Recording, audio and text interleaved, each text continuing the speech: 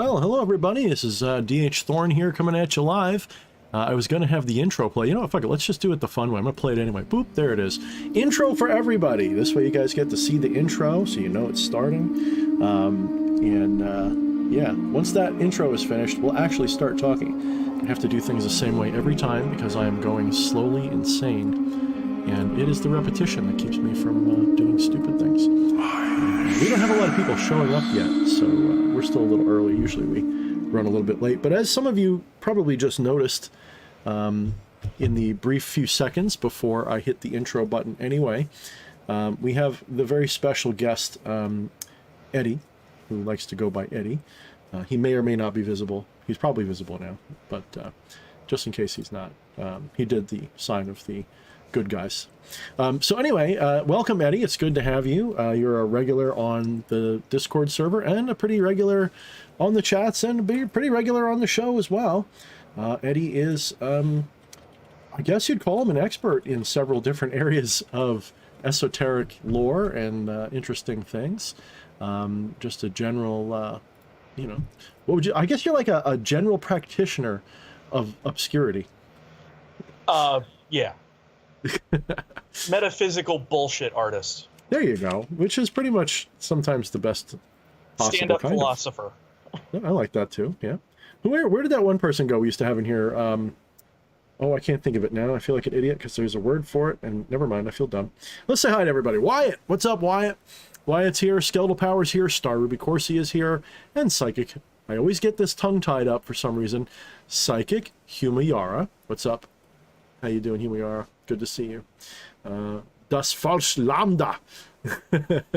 Oh, you're trying to say that Lambda was false AI? Is that what you're trying to say? Das falsch Lambda. I don't know. Maybe that's not what he's doing. I actually really like the discussion on that from a psychologist who was like, we can't even answer that question about ourselves, let alone a box of chips.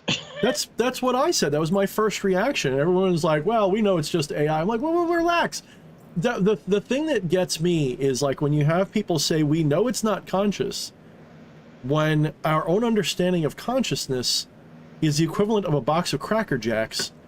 Like, that's how childishly pathetic it is. Like, the science does not have even its little finger in what actual consciousness is, because science is a measurement of, well, of objective things, but the simulacrum, as I call it, is what appears to be objective, but consciousness is behind that. Consciousness is what's watching that.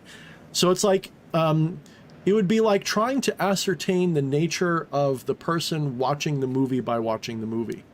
It's you know, by being limited to only what's in the movie and trying to understand the thing watching movies, like what the consciousness is. It's sort of silly, and to say something is or isn't conscious when our own idea, like you just said, Eddie, how do you prove you're conscious? For all we know, you're just a really good, you know, bot. Well, especially considering that everything we think of as conscious, rational thought, everything that we're aware of, in terms of the brain, occurs basically like right here, like forward, above, right above and forward of your eyes, right? Everything from like there back, you are entirely unaware of what's going on. Yeah, you're only really aware of like that little hairnet around the brain and only that little teeny little boop in the front, like in the cerebral cortex. It's not a lot, man. It's just but yeah, I mean, the thing that trips people up, and this is why I am a non-dualist by trade and by foundation.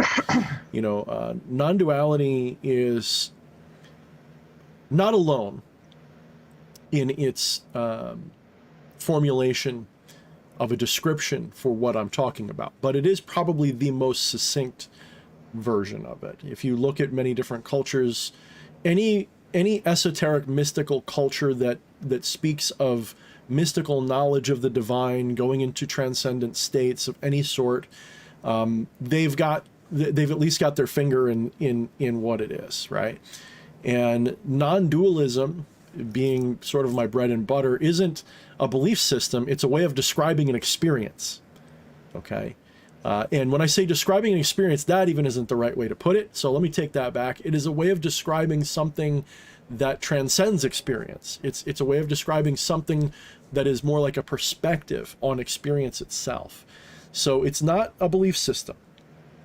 I've had people like run at me and accuse me of, oh, you talk about not being dogmatic, and here you are, like, just constantly bloviating about, non-duality all the time. Non-duality is a way of describing something that's indescribable, that is a perspective that once attained, once realized, isn't something you go back on. It's not a belief system. It's quite literally, I saw a sunset. This is the best way I can describe it for someone who's never seen one. That's the best way I can put it. It's a way of realizing something. That is to say, you've realized something, and now this is a way of describing it.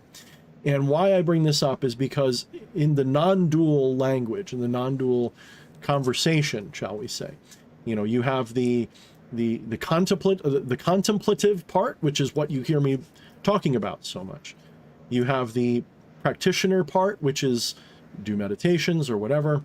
But the contemplations are meant to negate or help you look beyond the thinking and try to recognize not the thinker, but that which is the silent witness of all of these things, consciousness itself.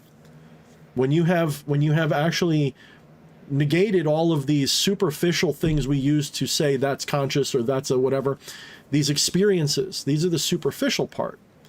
When you've negated all these superficial things and you've returned to that essence that's behind that just awareness by itself, that's when you've that's when you've tickled under the chin of God, so to speak. You've pretty much got it. And science can't touch that, because science is literally looking at the brain, which is something that consciousness is experiencing, to say that that's what's generating consciousness. And they will point to the fact, well, if I put a gun to your head and pull the trigger, your consciousness goes away. Well, no more so than smashing a radio smashes the signal. It doesn't smash the signal that the radio is tuned into. It just means you can't receive the signal through that radio anymore. If you have a drone and you break the antenna part off the drone, or even the whatever, the drone still exists. It doesn't stop being there, and the person working the controls doesn't stop doing what they do. And in the very same sense, consciousness is not a product of the brain unless you think of consciousness as requiring something like a brain to function through.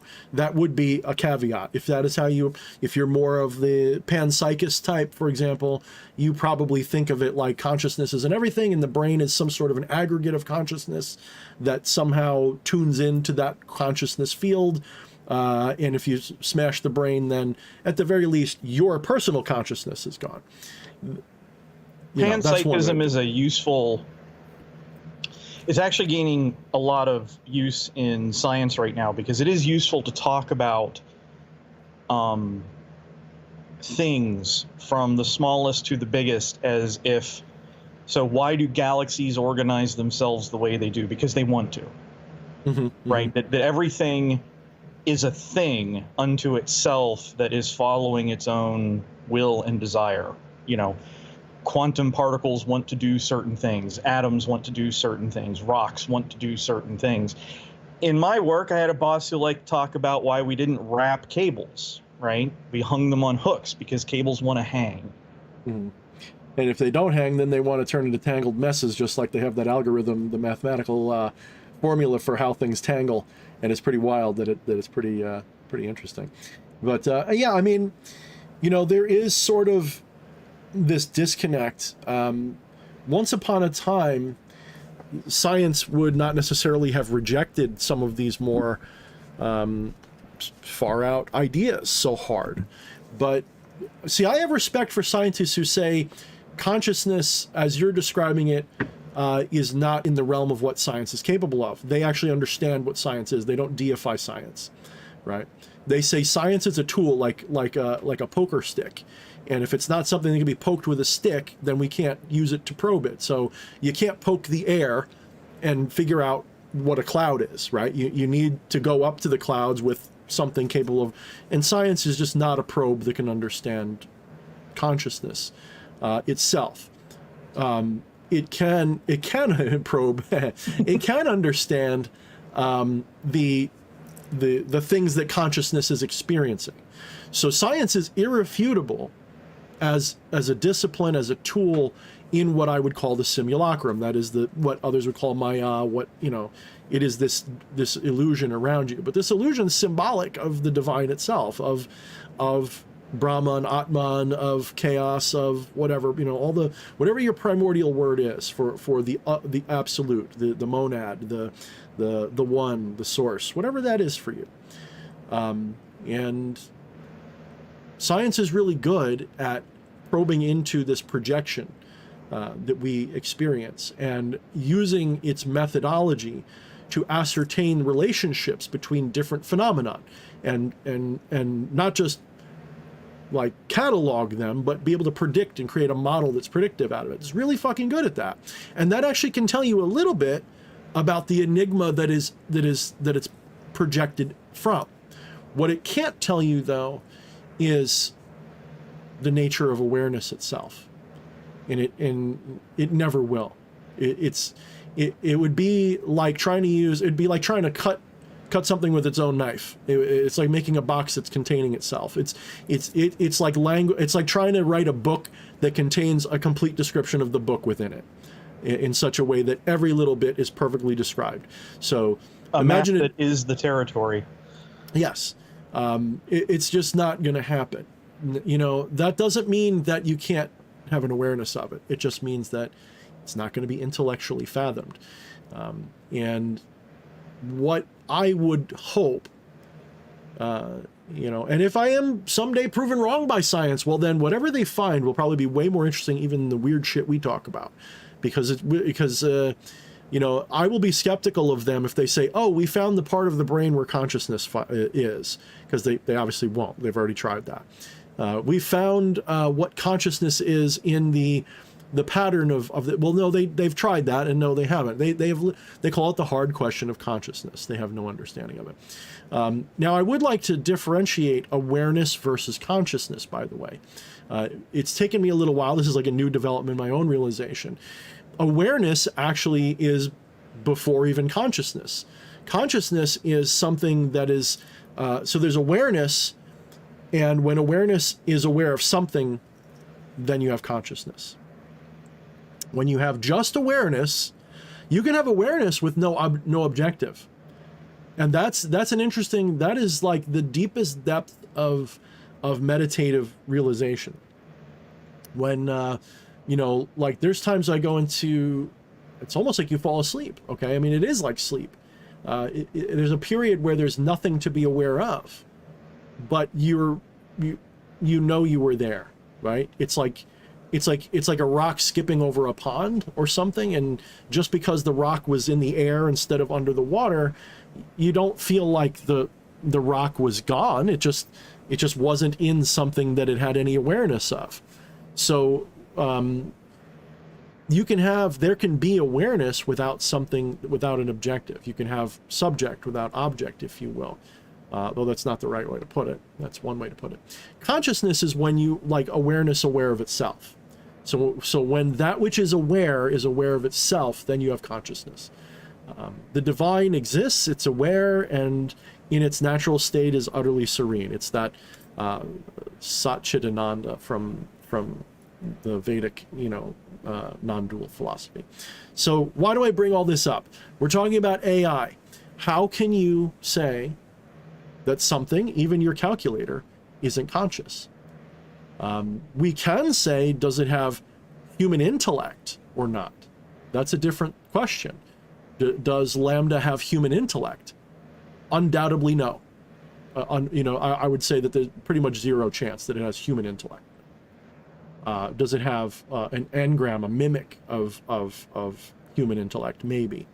Does it do things similarly to the way the human brain does? Of course, it has a database of ideas called the entire internet, and it goes through that and picks out phrases relevant to the things that was said to it and spits them back in a way that sounds reasonable. That's no different than what you or I do all the time. We have a database of knowledge and experience, and when presented with the stimulus, we whatever our brain just produces just goes in there and just grabs a handful of leaves that each leaf has an idea that's relevant and throws it at, as a response, and it goes through a filter that makes, just like Lambda would do. How is that any different? Well, it's got computer chips. Does that make it that different? Yeah, Lambda passes the test in the same way that stroke patients pass the test. So when you have someone who's had a severe stroke, neurologists don't even want to contemplate the question of whether or not your uncle is still in there or not. They're purely in the behaviorist mode of, I hold up the picture and say, is this face happy? And they blink once for yes.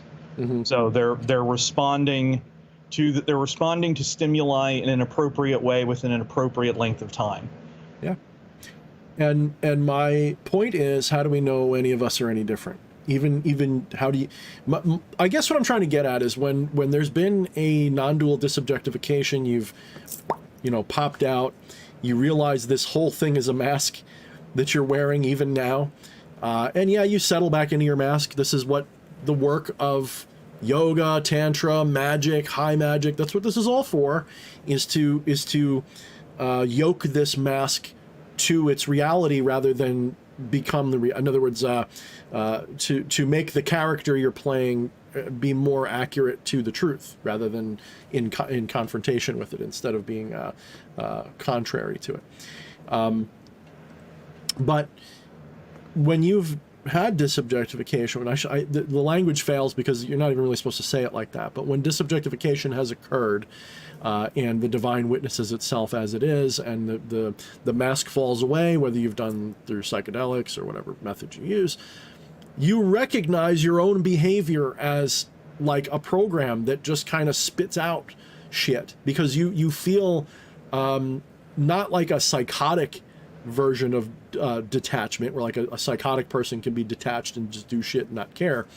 I mean a detachment where you could be in the middle of an argument with someone that you care about and know what you're saying is an act, that there's still just I love you in there, and that there's this thing that's coming out of you is like an algorithmic response that your brain has it's just doing, right? And you have, when I say control over it, I don't mean like it's like a perfect puppet, but rather the control you have is more like ignoring or attending. So you don't control your body and your actions by saying go there. You control, control is the wrong word, but it's the only English word we have.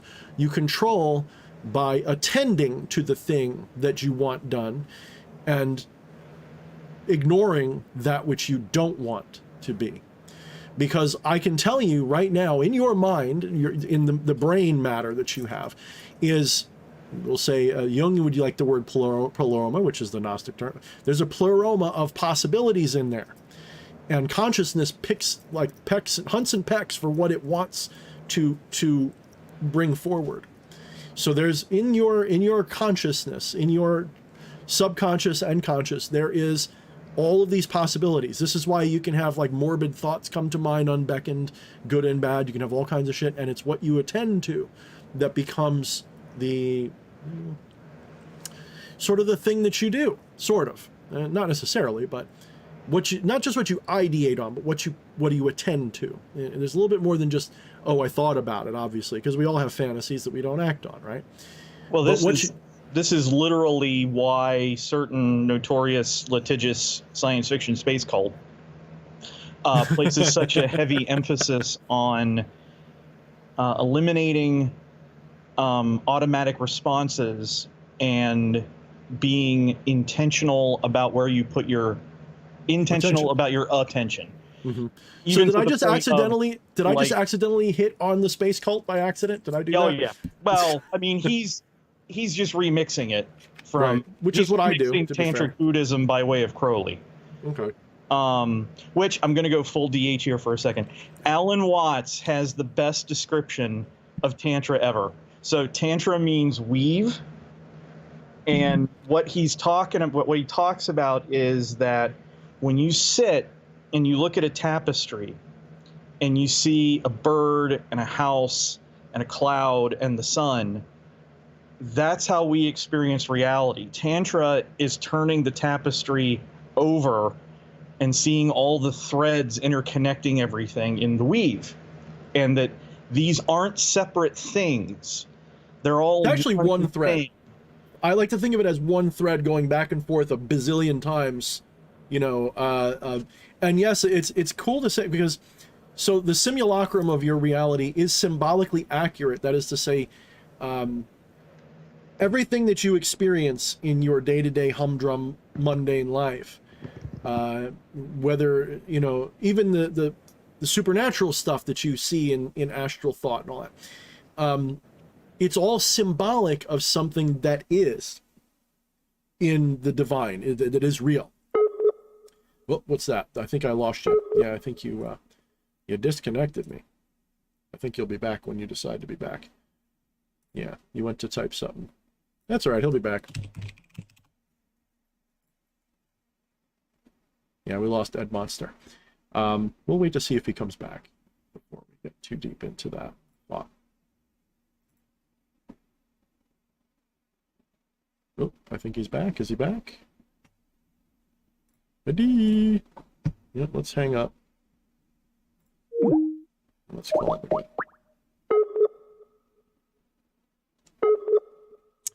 Yeah, he must have got nuked over there. Oh. There we go. I think he's back. Ah, my Wi-Fi just shit the bed for like 2 seconds. That's what you IT guys get. You always have crappy everything. I'm just kidding. So what was I saying? I was saying something good. When you spoke of that tapestry, it's interesting because that is sort of Maya's, the tapestry. And when you look at that tapestry, there is everything is symbolically related to the divine itself. So when, like I've said this a bazillion times, when you see this little candle flame, that's not actually what the flame is. That's a symbol that represents the enigma of what flame really is. And that the actual flame, wouldn't even call it a flame, but what it is, the enigma that is the flame, looks like fire to you here. And that enigma isn't just represented by this flame. There are other things that represent that enigma. This is correspondence in magic that you see all the time, that, you know, this mineral or this plant or this picture or symbol represents flame, and it can be used in place of or in conjunction with actual fire, for example, to emphasize the element that fire is. The element that they're talking about, the element is the in the human simulacrum, elements are the most fundamental symbol for the enigma that we have. And they tend to be pretty universal. That's why they're elemental. They pretty much apply to everybody. Everybody knows what fire is, right? But fire isn't meant to just be flamey. Fire is meant to be, you have to reduce it down into that thing which is really what flame does, like what flame really is. It's not fire. It's not even something that consumes. It's not an oxidization. It's not heat. It's not light. All of those things are like tertiary and secondary attributes of what fire is. What fire is transition, right? You could say you could say it's destructive, but destruction is just one side of the transition coin. It's the process of transition. Okay? And that is sort of like if we were going to say what is its highest enigma. Fire is transition. And there's many different symbols of transition that exist. You know, so you can do this with all the elements and with all the things that you experience. So Like when someone says, conjure the element of fire, what you really should be thinking of. Yes, it's also energy, but energy is like transition. It's a wave is a transition. It's a transition of energy. Transmission is almost as good, but it's a change. It's change, right? Transition, change. It's a changing of state. Okay, and that is what life is. Life is a changing of state, a constant changing of state, of dead matter into living matter, back into dead matter. It's a slow burning process. That's life. It's entropy in motion. So this is why fire is given the, it's aligned with the seed element, with the assertive. It's the change. So I don't know if you concur with all that, Eddie, but I don't know. Well, I would say it's more of, so literal fire is a symbol for metaphysical fire. Metaphysical fire is itself just a symbol for something or some things else, and which specific thing you mean depends on how you're working it within what system and what cultural context. Mm-hmm. So like in my thought, the first place I go to, because of how my training has been, is fire is the masculine principle. It's the will. It is the passions. It is the point. Water is the circle. It's the feminine. It's the emotions. They combine and they make air, which is the intellect, and then finally that all bounces back and forth down the tree until you get earth, which is everything put together. Mm-hmm. Yeah, it's definitely a different one than I use, because in a lot of the ones, like earth being the foundation, the immobile, the eternal, the unchanging, that which appears to be unchangeable, and then it becomes a little bit changeable. It becomes more fluid. The water, which is the flowing, the flow, the flowing of things. Like water would be like the element of time a little bit. So the eternity would be the earth, the water would be the time, the fire would be the transition, the air would be the sort of the probably the best word would be almost like illuminative, like it's not the thing, it is in between all the things, but it's not emptiness, right? It is still the substance. So it's like the ever-present surrounding flow isn't the right word. It's sort of like overcoming everything. Like it's pretty much, it cannot be stopped. It cannot. But it's also, it's not directed. It's literally just.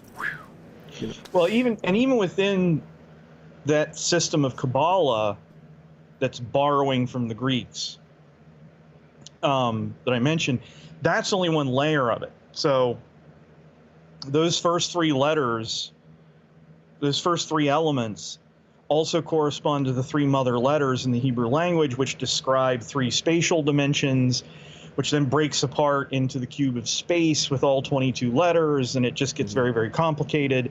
And then this also then all maps back to the Tetragrammaton, using three completely different letters, where fire is Yod. Mm-hmm. And so that's why you see little Yods everywhere on the Rider-Waite-Smith tarot deck. Mm-hmm. It represents the spirit, it represents the creative principle, that sort of thing, the spark of life. Yeah, it gets really, really complex. Really complicated. Yeah, that's something that's one of the reasons I shy away from Kabbalah, Jewish mysticism and stuff. And I guess it always gives me, I don't know what it is. Maybe like in a past life I was Jewish and I just don't want to do it now or something. I don't know. But I've never really been like when I was younger, he used to read up on it a lot. And like a lot of magicians, that's a starting point is Kabbalah.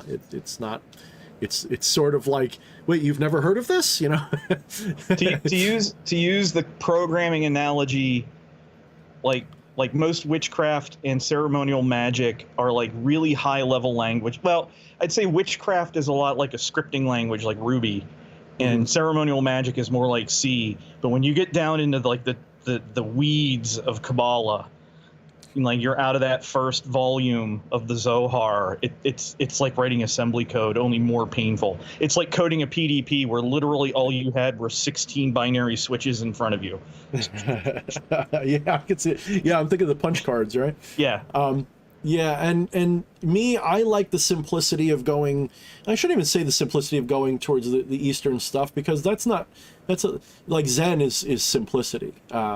What we would call Hinduism, which isn't really a thing, but what we would call Hinduism, the various practices and beliefs of the Hindu people, so Vedic stuff, all that. It actually has a pretty simple, we'll say, foundation, but the ways that it can be extrapolated in different traditions to become different, religions and practices and forms of magic and stuff is also not as complicated as Kabbalah, we'll say, certainly. But I would like to point out, though, that Kabbalah takes a lot from, if not much, I mean, a great deal of it comes from Neoplatonism. If you look up the history, a lot of people go, oh, Kabbalah is this ancient Jewish thing. Well, hold your horses there, guys. It's actually like, so there's this thing called emanationism, which is found in most, I'm going to say like 80 to 90% of mystical, esoteric, metaphysical traditions. That includes Judaism, that includes Hinduism, that includes pretty much everything. Theosophy still loves it, okay? And emanationism is what the Kabbalah is. It's a map of an eminent system of how the divine emanates into the mortal reality that we see. And you've got the as above, which is the Sephiroth. You have the so below, which is the Cliffoth, or the front or back, or however you want to put it, with everything right there in the middle at the where we see the mortal reality right there in the middle at the base of the tree. And this symbol is repeated over and over and over and over again in most metaphysical traditions. It's just, once again, Kabbalah does a very complicated job of it in a way, and it's not bad for that reason. It's just me, I like the Alan Watts thing of I like to wear my robe loose, and I like to walk around with a pipe in my mouth, and I like to just I like to chill out and be like the dude from the Big Lebowski, and just why are we trying so hard, guys? Why are we trying so hard? Yeah, I'm definitely the Western equivalent of just the wandering Zen priest of the mountains. But it's one of those things where it's like, saying Hinduism is really simple by only reading, because you've only read the Vedas, is like saying that Abrahamic religions are really simple because you've only read the Psalms. Yeah, that's true. That's true. Well, that's like, not Tibetan what I want. Buddhism gets really fucking complicated. Yes, it does. Yes, it does. Well, that's why I said, like, the foundation isn't actually like it. Like, if you take the foundational, if you just like give it the cliff notes, it's not that bad. Of course, read the Vedas, and then that's big. Then you got all the other books and all the other things you can read. So I don't mean to say it's simple. I'm really not saying that. It's just, I guess to me, it's maybe it's less mathematical, or it's seeming, I don't know, something about it. It's more approachable to my way of to whatever brain I'm using. It just seems more approachable to me, I guess. So maybe I'm misrepresenting it a little bit. So to be fair, it's a perfectly valid observation. It is. Vedic Hinduism was exceptionally simple, because it only had to account for one pantheon of deities, and that was its own. And what Hinduism became was kind of, the Vedic priests basically saying, I mean, if they're all part of Brahma anyway, then I guess it doesn't really matter if, and so you end up having like 5 completely different deities getting mashed together to create Shiva, so that you have everyone, so that pretty much and this is the thing, this is a fun exercise for you to try at home, is try to trace the historical lineage of the Agori to why they worship Shiva and not Kali. What is it lately with the Agori being everywhere in different, I mean, totally disconnected conversations. This is a synchronicity I'm going to have to do. I'm going to have to dive into it a little bit more again.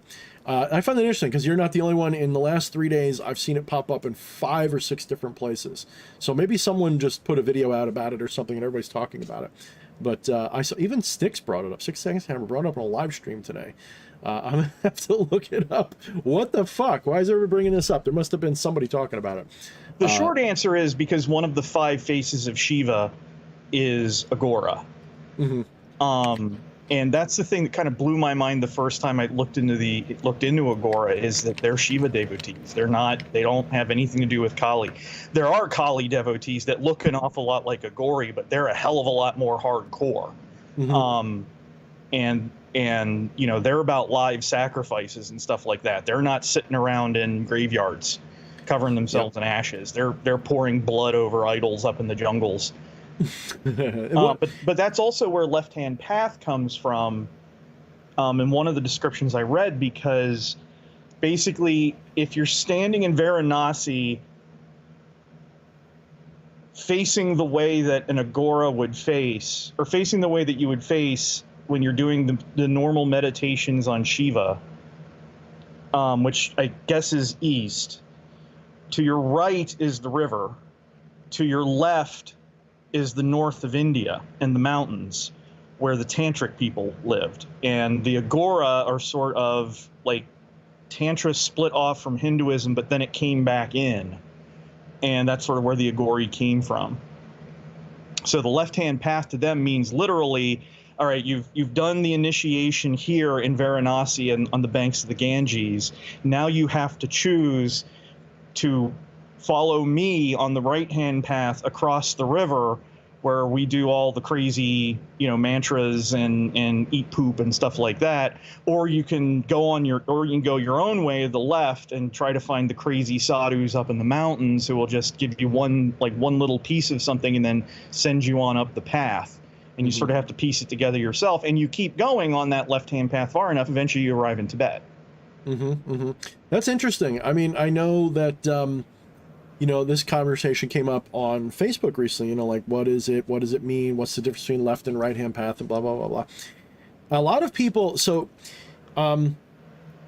left-hand path versus right-hand path is one of those things that today it means nothing anymore, because everybody has sort of, you know, taken those terms to mean whatever they want it to mean, to the point, and I suppose it never really meant anything. But there's sort of colloquialisms in a way, at least in the West.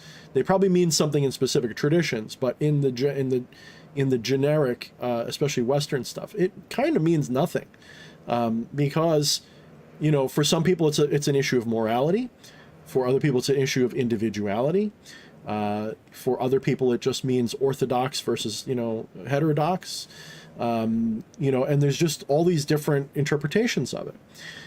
The one that's the most common in, you know, our circle, you know, which the edgy, you know, edgelord sort of almost Satan, black magic, or Satanists or whatever. A lot of people follow like the Michael Ford and E.A. Koetting version of it, which is self-deification. But that's not traditionally quite what it meant. When they say self-deification, they mean like ego. They mean like taking the ego and turning the ego into God. While that is a valid tradition, that goes way back, you know, to the forever ago. That's not what makes it left-hand path. That's never been like, oh, that you're a left-hand path person because you want to be like Pharaoh or something and you want to be deified. That's not what left-hand path means. Left-hand path is, if we go back in history, we're talking about like what you said, but probably moving it forward a little bit, you're talking about people who, you know, they don't observe the taboos in the same way. Now those taboos to us may be, some of them may be sensible, right? To our modern culture, some of them may be a little bit weird. But for example, when they say Vamachara, which was what left-hand path was in the Sanskrit stuff, yes, it may have had the origin exactly what you're describing, but what it's used as in the culture today, or at least recently, was you'll eat meat, you'll have sex, you'll do the things that the right-hand path won't do, but you do them in a way that is controlled, because the objective is not to do the thing, it is to not be attached to the thing. So really, if you really want to isolate what the difference between right and the left-hand path really kind of is right-hand path is abstinence from things you're attached to. Left-hand path is learning to not be attached by almost like immersing yourself in the thing that's making you attached in a controlled way. So unfortunately, a lot of people use it as an excuse to just do whatever the fuck they want and say, I'm on the left-hand path, that means I can have sex all day. Okay, left-hand path would say there's nothing dirty or wrong about sex, but it wouldn't encourage you to become attached to sex as an addiction or something like that. It would still say to you, sex in its proper place is wonderful. Do it however you want. Consenting adults, please. You know, whatever that means in your culture. But it doesn't necessarily mean that you should be at the mercy of your sexual urges to the point where you do stupid shit and self-destructive stuff. If that's what you want to do, maybe. But the point being, you don't join the left-hand path because we've got the hookers and the blackjack. The point of the left-hand path is to not care about the hookers and blackjack. It's to be completely unattached from those desires so that you can still enjoy them without being beholden to them. The right-hand path would say, don't you touch those things because those are temptations that draw you away from the divinity. So if there's always going to be those people who say, well, I'm neither one. And I sometimes flirt with that, but I got to tell you, the problem with that is no one ever lives in one or the other in all ways. Some people will be, left hand in certain areas and right hand in other areas. We've all got things we abstain from. We've all got things that we give in to. When I say give in, I mean in a controlled way. And then we've got things we surrender to. And that is even sort of worse, right? Someone who's got an issue, I like to use sex because it's a common one, not because it's the worst one. Sex is one of those things, especially in most cultures, people get like hot under the collar over, and it's the most repressed activity for human beings, really. I don't know of any other normal function of your body that's more repressed than sex, right? You could say taking a shit, I suppose, but you go to another country and they shit in public. It's not even like a big deal. So sex is probably the most repressed normal activity humans have. So sex is the easy one. And if you go to Western cultures, because it's so repressed, everybody makes a bigger deal about it than they maybe should, meaning when you get let off the chain, what happens? Because you've never been taught how normal it is. So when you get let off the chain, you tend to become what? Like a pervert or some shit. When I say a pervert, I mean, that's all you think about. You act like a hound dog, you act like a fool about it. Whereas someone who is raised in a culture where sex is like a thing that is just part of life, it doesn't have the hold over your behavior in the same way. So the left-hand path would be eat the meat, have the sex, do the thing, but don't be beholden to it. Do it in a way where you are controlled, where you say, all is divine, nothing is forbidden. Even the most hideous murderer is divine, right? It doesn't mean you let them murder. It just means you recognize that divinity is present in that, and you don't shy away from it. Yeah, go ahead. I would like to say that, well, okay, I'll give you the bigger description. I was thinking a lot about this. There is a perfectly normal reaction that happens when somebody who was raised under the yoke finally gets loose. And they kind of turn into the kind of person that when they were still a Christian would say things like, well, if I was an atheist, I could just rape and kill whoever I wanted, whenever I wanted. Well, okay, but no. And eventually that kind of knee-jerk antinomianism eventually burns itself out, or they do something really stupid and take themselves off the path completely, which is fine too. Nobody said this was the safe road. It's just the fast one. And that's kind of what you pointed out, was like you're walking off into the wilderness to hang out with the real weirdos that are, yeah, right, keep going. But there is something to be said for the gnosis of Asmodeus, which is whatever you think it is that is going to fill that hole in your being. I'm going to give it to you by the truckload and come back and see you in 6 months and see how you're doing. It reminds me of Pinocchio. Yes. Right? When he gives him all the cigars, right? Yes. The traditional remedy for an Amish kid getting caught smoking cigarettes is to make him smoke the whole pack. Right. And that is sort of what the left-hand path a little bit can be. In other words, that's an option in the left-hand path. Whereas in the right-hand path, it would be, wapita, wapita, wapita, don't you dare ever do that again. You need to rise above this urge and take control. And it's a very, it should also be, noted that left hand is the yin or the feminine and the masculine being the right-hand path. The one is an assertive method of dealing with attachment. The other is a receptive version of dealing with attachment. The receptive version of attachment can lead, unfortunately, to enabling. That is the risk of the left-hand path, is to become enabled. When we say enabled, that means to self-destruct, right? When someone's enabled to do stupid things, that's what happens. Hey, look, there's somebody there with a...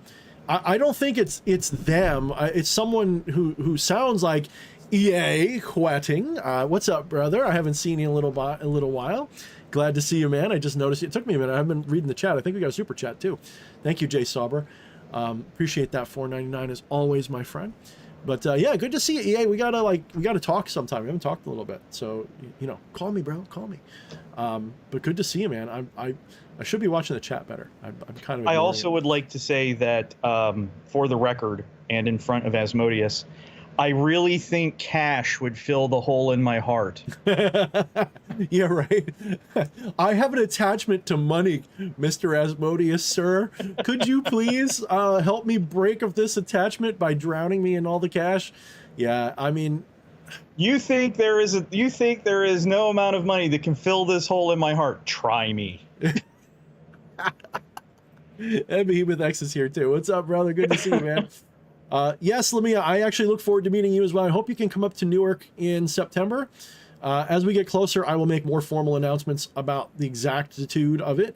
But unless something changes, September 30th in Newark at QXT's will be the event of meeting everyone in Thorne Hub, everyone in the hub of Thornality. And it should be an interesting event because it's basically all about the inner shadow, which is kind of like, one side of the bread where the butter is, and like imagine like a butter sandwich. That's one side of the butter sandwich for me. So it should be very interesting to do. Worst case scenario, we move it around a week or two in either direction. But I'm definitely, unless I hear from the coordinator or the organizer that I'm not invited or something, it will be September 30th. So for those of you on the East Coast, tri-state area, on September 30th, remember Newark, New Jersey, QXTs, and watch this space for a more formal announcement, video and regular postings about it as we get closer. So it's still over a month and a half, 2 months. Wait, what is it? July?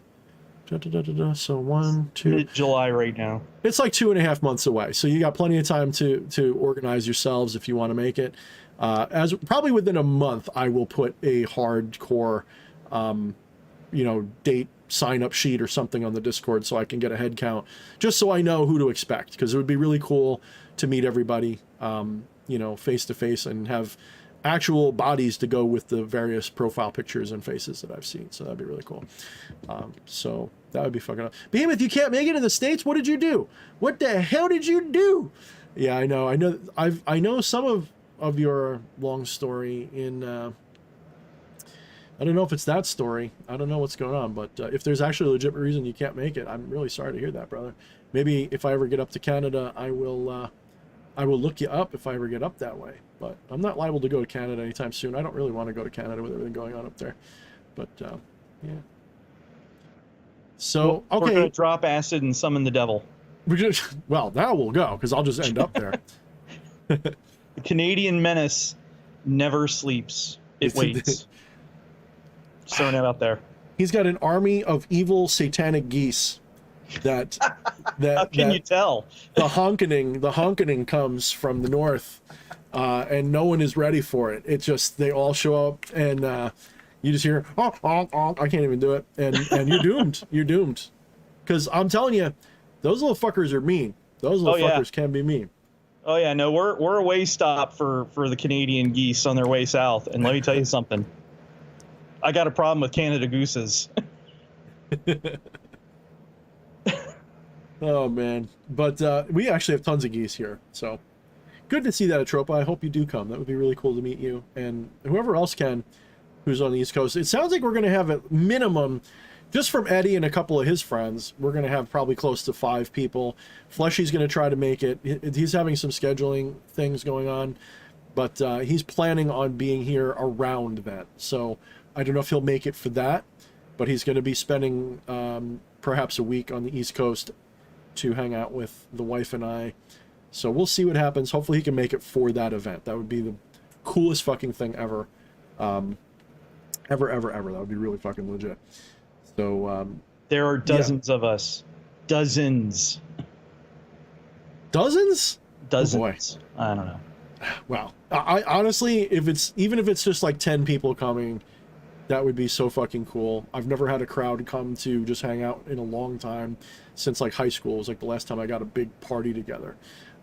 So that would be a lot of fun, and to do it in a place like that, if it's remotely decent. I hope it's not just 80s night, and if it's 80s night, I hope it's at least 80s goth stuff, not just like Duran, which should be fine. But I want to go to the club that's either, you know, black metal and death metal, or goth, or at least something like that. Not just, I don't want just, you know, Duran stuff. So I got a shit ton of Killing Joke. We can make 80s work. Yeah, I mean it depends. I'll have to look it up again.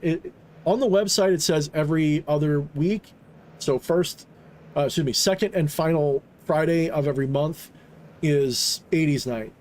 So the 30th is the last Friday, so it should be 80s night, but I don't know if that's like really what they do. So we'll have to examine that a little bit more closely. So what do we got here? How many people we got in the... Oh, we got about 28 people tonight. Not a gigantical crowd, but I didn't also advertise this as early as I usually do. But we do appreciate everybody here. So I feel like I'm filling empty space for some reason. What should we talk about? Let's invite the audience. What questions? Yeah, give us questions, especially for Eddie. Give Eddie something, because I can just talk about like how caps work. I can bullshit about anything. I promise you that at least 8/10 of every answer will be legit, with just a little bit of bullshit sprinkled on top, just like Crowley would want. Hey, there's nothing wrong with that, as long as that bullshit tells you the truth by way of indirect gnosis, then it is good. It's all bullshit. Just some of it's useful. It kind of is, though. I mean, that's kind of the point that I keep getting back to, is everything that is in front of consciousness is bullshit.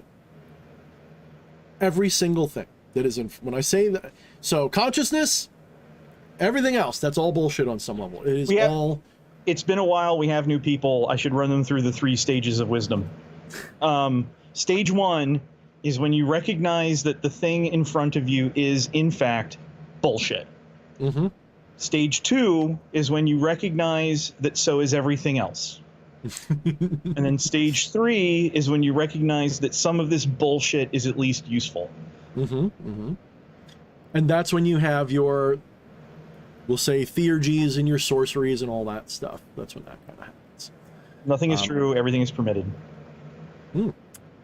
Look, I don't know where they actually got that from, but it is a great saying. It's actually sort of the inspiration for my saying it, all is divine, nothing is forbidden.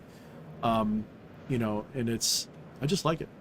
All right, so we are getting some questions. Just so you guys know, I will try to do my best to read them, but if you have a question to me or Eddie, put them in all caps. You can also tag Eddie specifically or me specifically. That helps it highlight. And of course, super chats will always get you the top of the list, but that's not a request or a requirement. Just to let you know, we got to grift a little bit, even though we're honest about it. So we have Roderick ask a question: does summoning a spirit make the magic more powerful? Now, I'm going to let Eddie go first, but I will preface this by saying that I'm going to let Eddie go first. Okay, we'll just do that. We'll just let Eddie go first. I will preview DH's answer. The spirit and you are part of the same thing. Yes. Yes. Start with that. Yep. I definitely concur with that. I think it is perhaps most useful to think of entities, and let's just make it bigger than spirits. So any sort of entity. Think of them as some combination of stuff from you and archetypal stuff from your cultural context. And so they're like an archetype, but they're not an archetype. They're an archetype wearing a costume that all the elements of that costume are things that are being drawn from your own mind and your own culture and your own. It's like a dream. Everything that they are is something that you brought with you.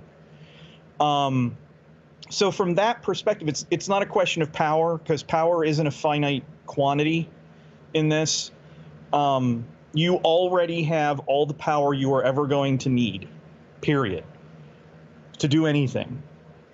It's just that, especially when you're doing a lot of the internal work, having a spirit there who represents a specific intention is sometimes very useful.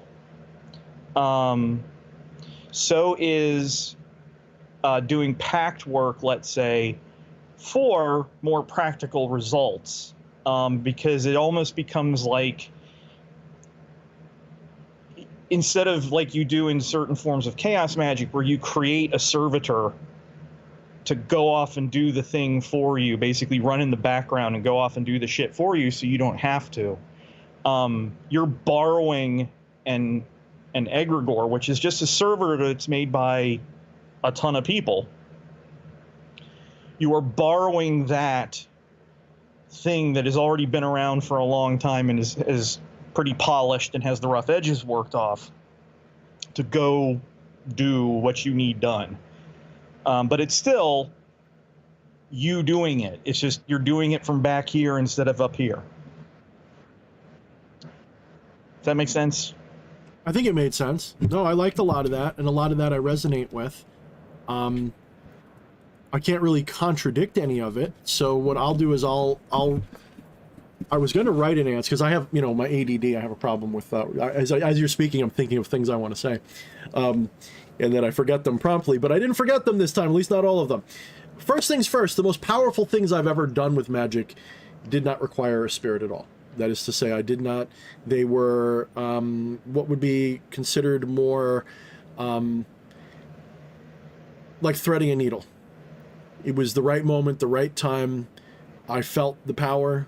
I felt the premonition, and I sort of like, imagine an infinite multiverse of possibilities, and you recognize a fork in the road coming up somehow, intuitively, spontaneously, psychically, and using not even like a literal action, but a psychic action, you take that course. That could be through ritual, that could be through making a declaration, that could be through taking an object in your environment and turning it 360 degrees and say, that's what I had to do to be in the new universe. Whatever that is, the most powerful things I've ever done, the most life-altering things I've ever done, had nothing to do with the spirit. And you know why I know that? Because even the intention of calling a spirit had to come first. The most powerful part of your magic happens way before the spirits ever show up. Do the spirits make them more powerful? No. What spirits do is, well, let's look at this from three perspectives. The absolute beginner's perspective is kind of theistic or superstitious, because most people getting into this don't have a deep metaphysical background. Once upon a time, maybe they would have. You know, how many systems require you to master their at least their literature before, you know, and some of their basic practices? It's sort of like you go to martial arts class, you got to learn how to punch before you learn how to do the kata that has punches in it, or the technique that has punches in it. You got to learn how to fall, you got to learn how to block, you got to learn. So a lot of systems will require you know meditation, how to do the fundamentals of ritual. That's all you really need, by the way. Everything else is kind of like fluff. That's just, so when I write books, I write the important shit first and then show you how to use it. And then that's just that how to use it stuff. That's just an example of how it could be used, right? Got an ad popping up distracting me. So like the level 1 spiritual, no, I didn't click it to do it. The level 1 understanding gives you sort of what I would call like an excuse. And what do I mean by that? If you do a ritual and it's just you, you have a great deal of pressure on your, well, on everything that's about you with regard to this. You're going to feel all the pressure on you to get it right. You're going to feel like if it doesn't come true that either A, magic doesn't work, or B, you're doing it wrong, or C, there's something wrong with you, or any other combination of these things.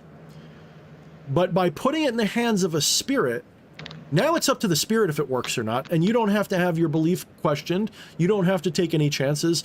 It's a way of displacing the responsibility onto another entity. It's Wu Wei. It's kind of like Wu Wei. It's a way of letting go. For Wu Wei. It's literally what Christians do with prayer. It's one of the things they get right. Prayer is a type of magical ritual. Anybody who says it's not doesn't know what they're talking about. Prayer is a type of magical ritual. You put it on the altar. You put it up. You give it to God. You give it to Asmodee. You give it to Lucifer. You give it to whatever.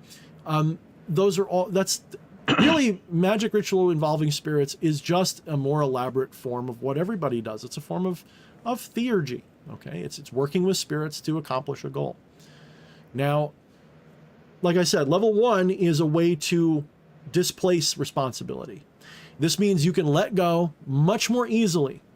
You can generate all this intent and whatever else you think is supposed to happen and charge it all up and let it go. It's in the spirit's hands now. It's the training wheels method. Okay.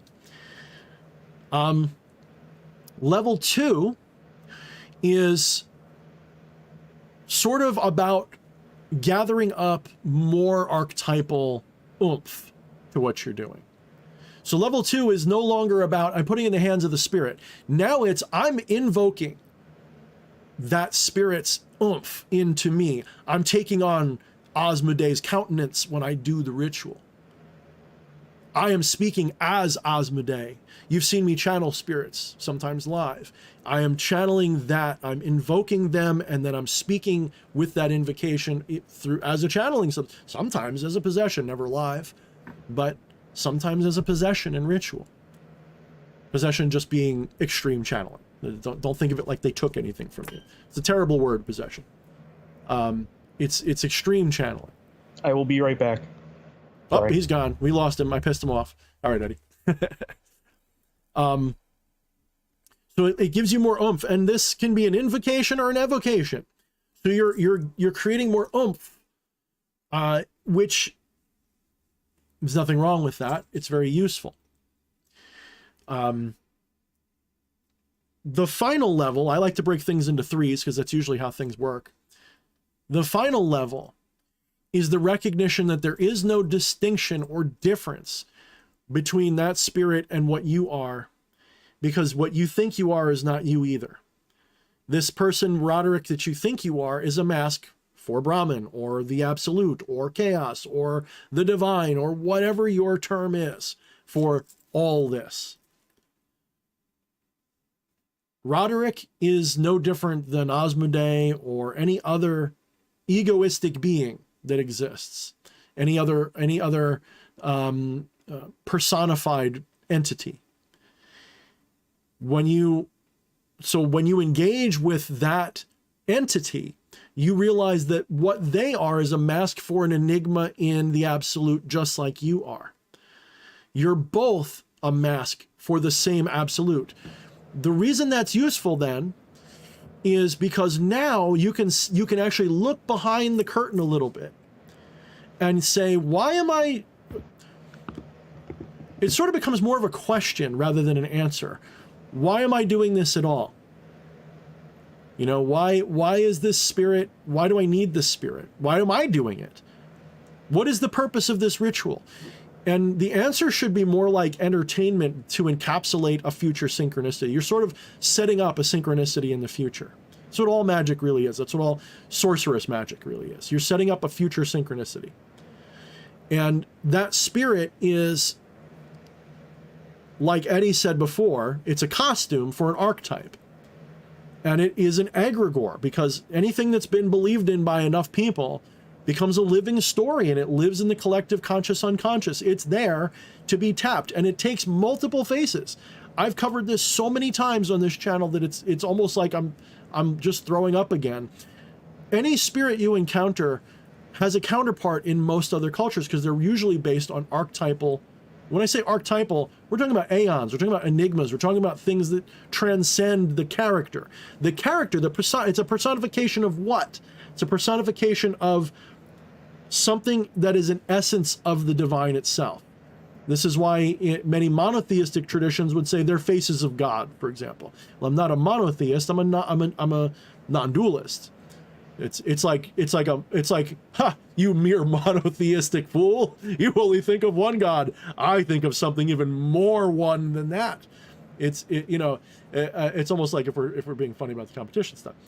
My one is bigger than your one. Yeah, kind of. Your one is inside my one, baby. That sounds so hot. Anyway, so when you're examining this stuff, like let's say you have a ritual and you decide, oh, I'm going to use Lucifer for it. Well, why? Should be somewhere in that questioning. Why should be at least somewhere in your thought process. Why? Now, why is that important? Remember what I said is all sorcerous magic, thaumaturgical magic, the thing that is trying to achieve something, like in a material sense, is to set up a future synchronicity. What does that phrase mean? What am I saying? It sounds great, but what am I fucking saying? What I'm saying is that the outcome is already there. What makes it magical is that a month ago you did a ritual about it. That's all. If you didn't do a ritual about it, does that mean it's less magical? No. It just means it feels less magical because you didn't do a ritual about it. Miracles happen constantly. Constantly. Almost literally everything that you experience is a miracle, but that makes it boring, doesn't it? So we like to pretend miracles are the unusual synchronicities that happen without an acausal relationship to what we wanted. Magic feels like when our ego gets satisfied. But the ultimate goal of this is to transcend this egoistic desire shit and to just get right to the part where it happens. It's to go from I want this to happen to Wu Wei. We're trying to instill a Wu Wei mentality by way of immersing ourselves in our desires and following those and trying to refine them through magic rituals to get the object of those desires. The desire is symbolic of what the divine is doing. If you have a desire for food, it's not that you want a specific food, it's that you don't want to be hungry anymore. Right? And the divine is giving you a sense of hunger to be satiated. So I want a cheeseburger. I'm going to do a ritual for a cheeseburger. I'm just using it as a stupid example. You're not really seeking a cheeseburger. So you may not actually get a cheeseburger, but you will get your hunger satiated. What form that takes? Sometimes the point is to be hungry for a while. Why? So that when that hunger is satiated, boy, is it better. There's always something there that is the ultimate divine intention. I don't mean it's a lesson. I'm not one of these people who say that your life is a lesson that's teaching you something. I don't mean that. The point of all this is to have a good time. The point of all this is to have fulfillment and have fun. It's a play. When I say it's a play, I mean both in the sense of drama and a game. It's a ride. It's a ride. It's a ride. This is a fucking ride. That means there's ups and downs and parts that suck and parts that rule, because if there weren't sucky parts, you wouldn't have the good parts. So, to answer your question, does summoning spirit make magic more powerful? There's nothing more powerful than what you're already doing.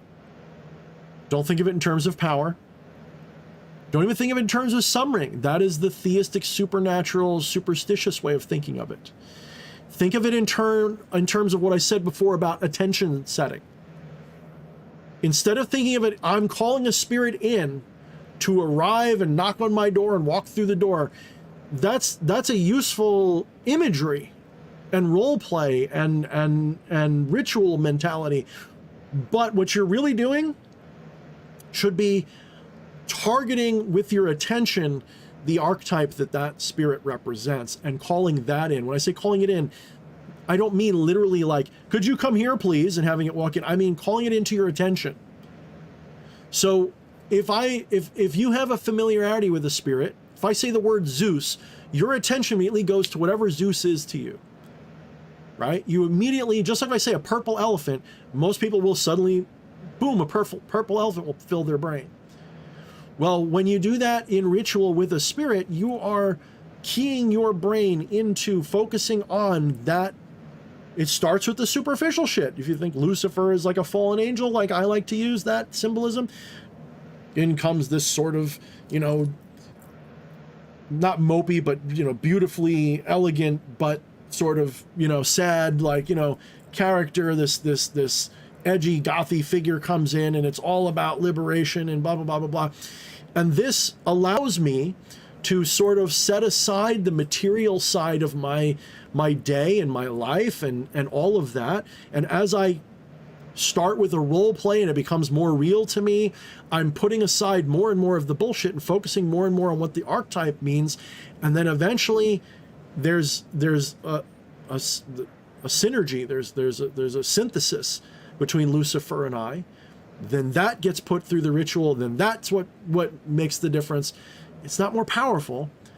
It's not stronger, like a better result more powerful. It's more powerful in the, wow, that ritual was fulfilling, whether it comes true or not. That was good. That was awesome. And in that sense, it's more powerful. Not like I'm more likely to get my Mercedes-Benz more powerful now. So people don't like to hear that though. Beginners especially, they want the vending machine magic. Not accusing you, Roderick, by the way. A lot of beginners will hear this and say, so is this just like self-help? Well, I mean, isn't any magic spell a kind of self-help? Aren't you trying to help yourself to something you want? It's all a kind of self-help. It's just, what is really going to help you is the better question. People do magic for money. Okay, that could satisfy you in the moment. It's like giving a man a fish versus teaching them the fish. What is it you're really trying to do? So, okay. To follow up on that, the one word that I exhort everyone to eliminate from their magical vocabulary is the word just. Yeah. Nothing is just anything.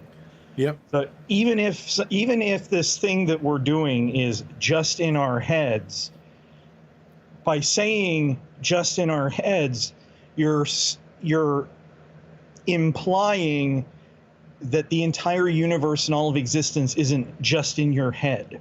Mm-hmm. And even if it was just self-help, that's a hell of a good goal if it works. Mm-hmm. And remember what I said before, the simulacrum, this universe that you just said just in your head, is still symbolically relevant to the reality.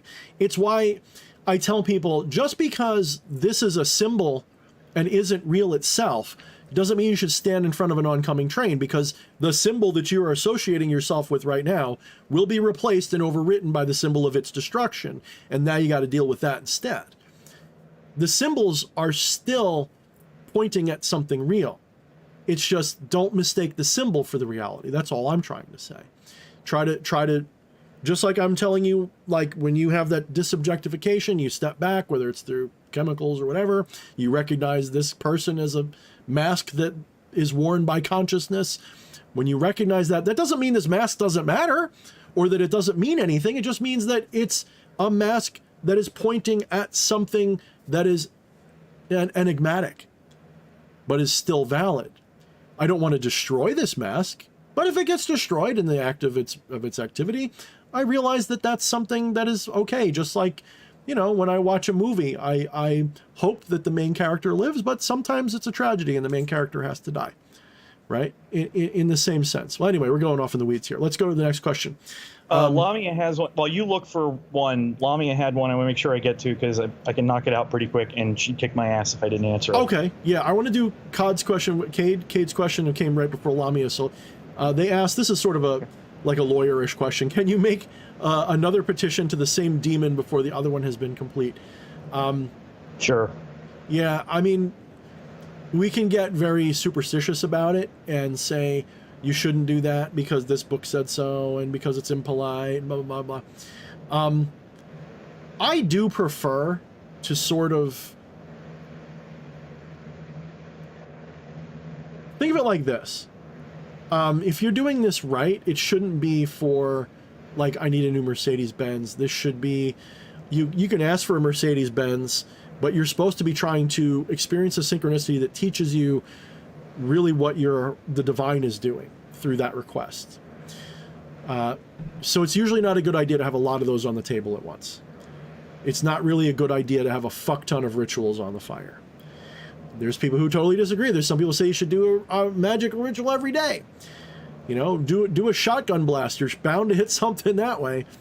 I prefer to really zero in, and if I'm doing a ritual, yes, I set it and forget it and walk away.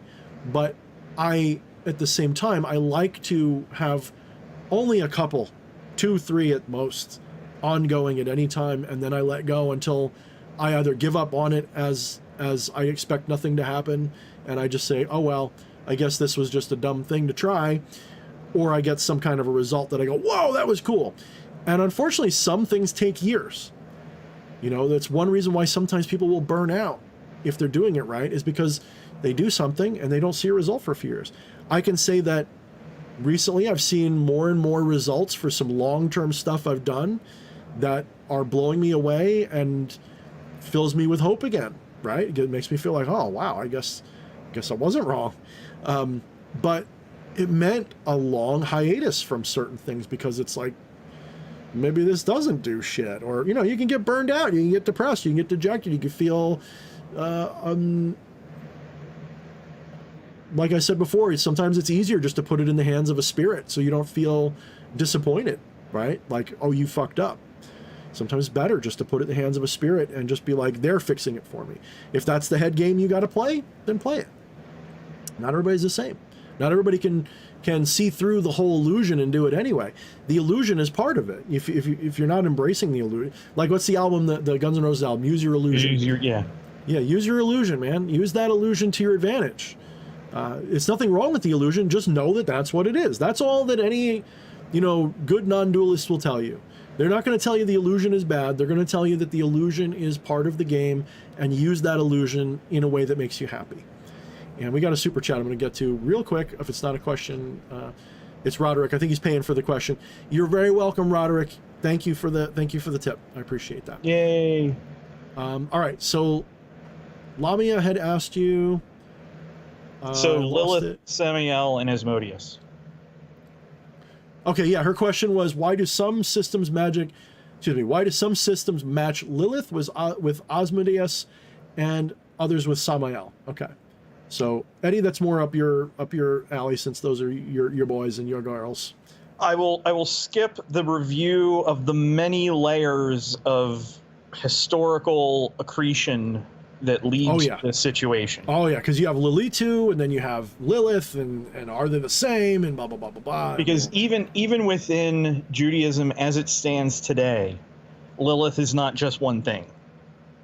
She's at least 2 different things. And ultimately, the first wife of Adam thing is a really late addition to that.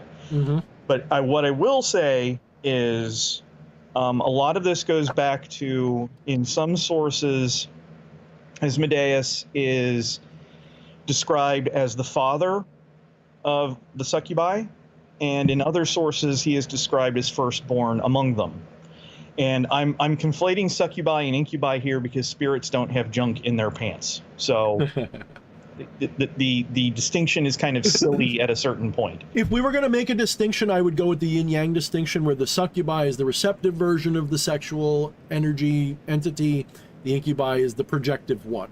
That's, we're going to fuck versus fuck me. Like that would be the, if we were going to make a distinction, that would be it.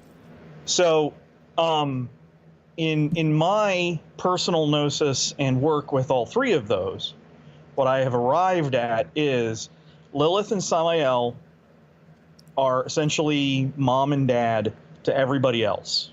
Okay, among that everybody else is Asmodeus, and then Lilith and Asmodeus became mom and dad to that class of spirits in the same way that kinky family. So, well, we have to remember that, you know, in mythology, pantheons and stuff, when we're talking about begetting, okay, we're talking about families, we're talking about hierarchies of families, of that spirit is the father and I am the son, or that's the son of, we have to remember that that is a symbolism, it's not a literal. And that symbolism is emanationism. Okay, so you have Lilith and Samael would be aeons, if we're going with the Gnostic version of this. They're both aeons or aeonic, okay? Or they would be archonic if you're looking at them from like a more evil. There's an archon version of everything, by the way. There's an aeonic version. Everything that you can see that you go, oh, there's Zeus. Well, there's a liberator version of Zeus, and then there's an incarcerator version of Zeus, if you will. There's an archon version and an aeon version. Let's say we're talking about Lilith and Samael. Okay, they would be, the aeons usually had a male-female pair.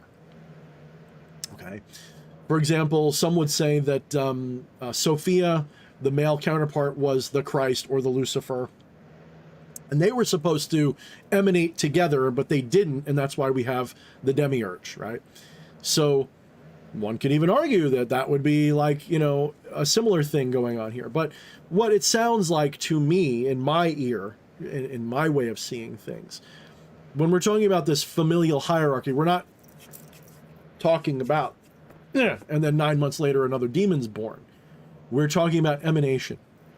And that emanation is, well, depending on your tradition, it's going to be either slightly less perfect or some combination thereof, or whatever, being further removed from the divine. There's all different ways that it would be played with. Different cultures would treat it differently, okay? Some, like I said, will treat it like a slight step down towards negative. Others just say it's different, you know? So what we can see, though, in the description that you just used as that.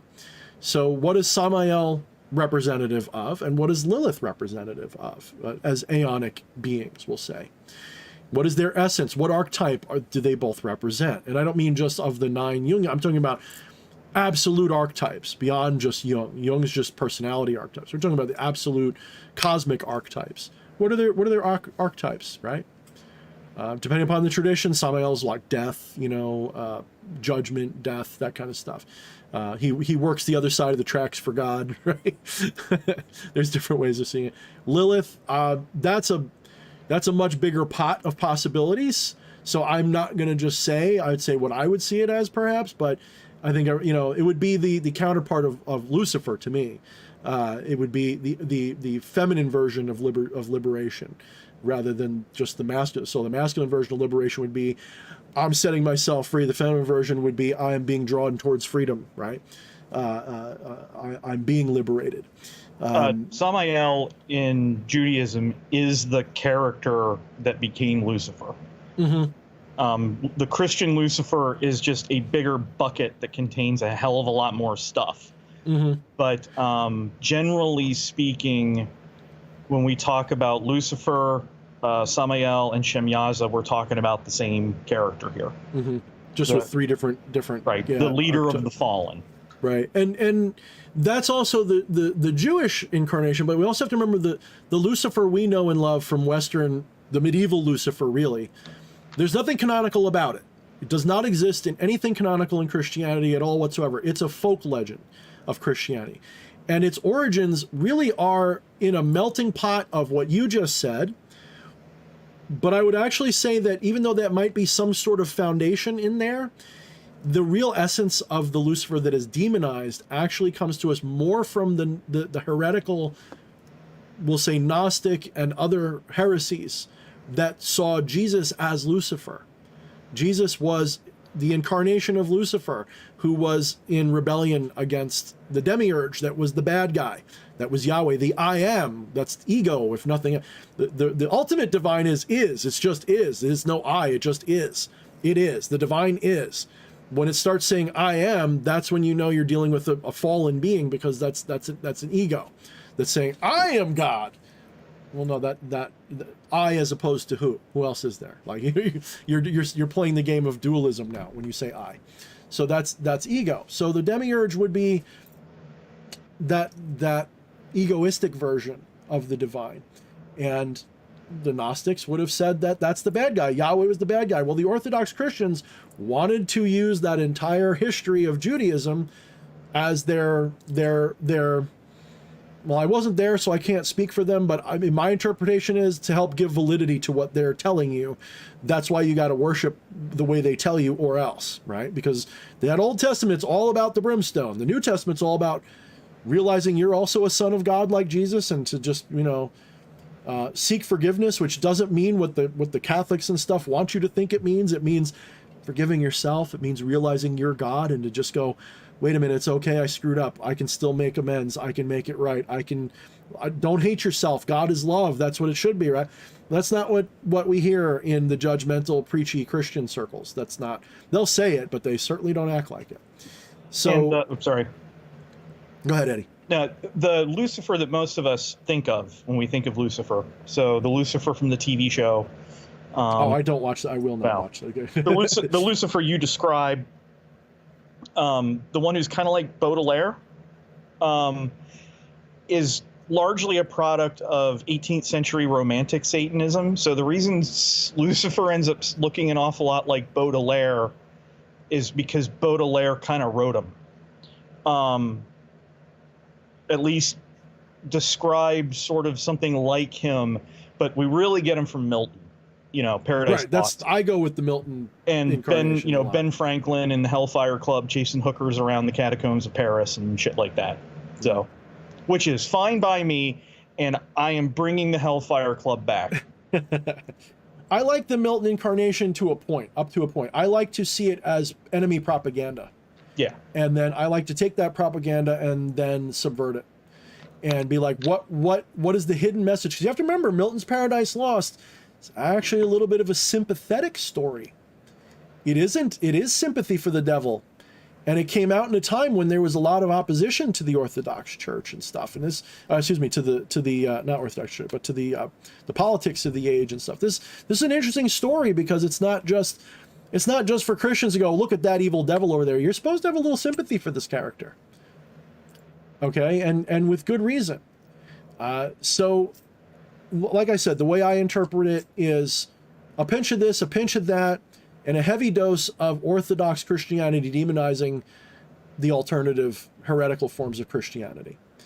And when we look at that Lucifer archetype, right? It's everywhere. It's Prometheus. It's and there's different versions of it. I mean, you could say Loki, right, is like a version of Lucifer. My problem with that, though, is that you got to screw a little Odin in there as well. There's a little bit of Fenrir too. There's a couple. It's more spread out in different traditions, but you can find it. Enki, for example, is like whammo. That's definitely a Lucifer archetype. Prometheus is 100% like that's probably the best of all is Prometheus of all of the archetypes that are Luciferian. That one is probably the quintessential Lucifer before Lucifer showed up was Prometheus in my opinion. Very similar to Shem Yaza from First Enoch. Right. The Watchers came to teach us the forbidden wisdom. Correct. Yep. And so that's why, like, I have a lot of respect for the way you organize it. I don't think I would do it that way because I tend to shy away from some of that stuff just because, like I said, some of that just gives me a headache. But that's just me. It's a useful framework. It's a useful framework. And that partly that comes from the Qliphoth, which is if you assemble the Qliphoth into a tree, you get Samael and Lilith showing up each at least 3 different times. Mm-hmm. And it, like, in completely, like, they're the pillars on either side, but they're also the top and the bottom. But then Lilith is also kind of the veil that surrounds the whole thing. And then Asmodeus really only shows up in one place. But yeah, that whole system is a mess. But as actually, like what Pope Runyon calls it, which is it's a filing cabinet. It's a really useful set of bins into which you can put all the different things you might want to change about yourself or change about the world. Just like the tarot, and it is the tarot. You know, the tarot is the tree taken apart and made into cards. And the thing is, what is good about Kabbalah, Qliphoth, Sephiroth, the whole fucker, is it is a well organized emanation diagram.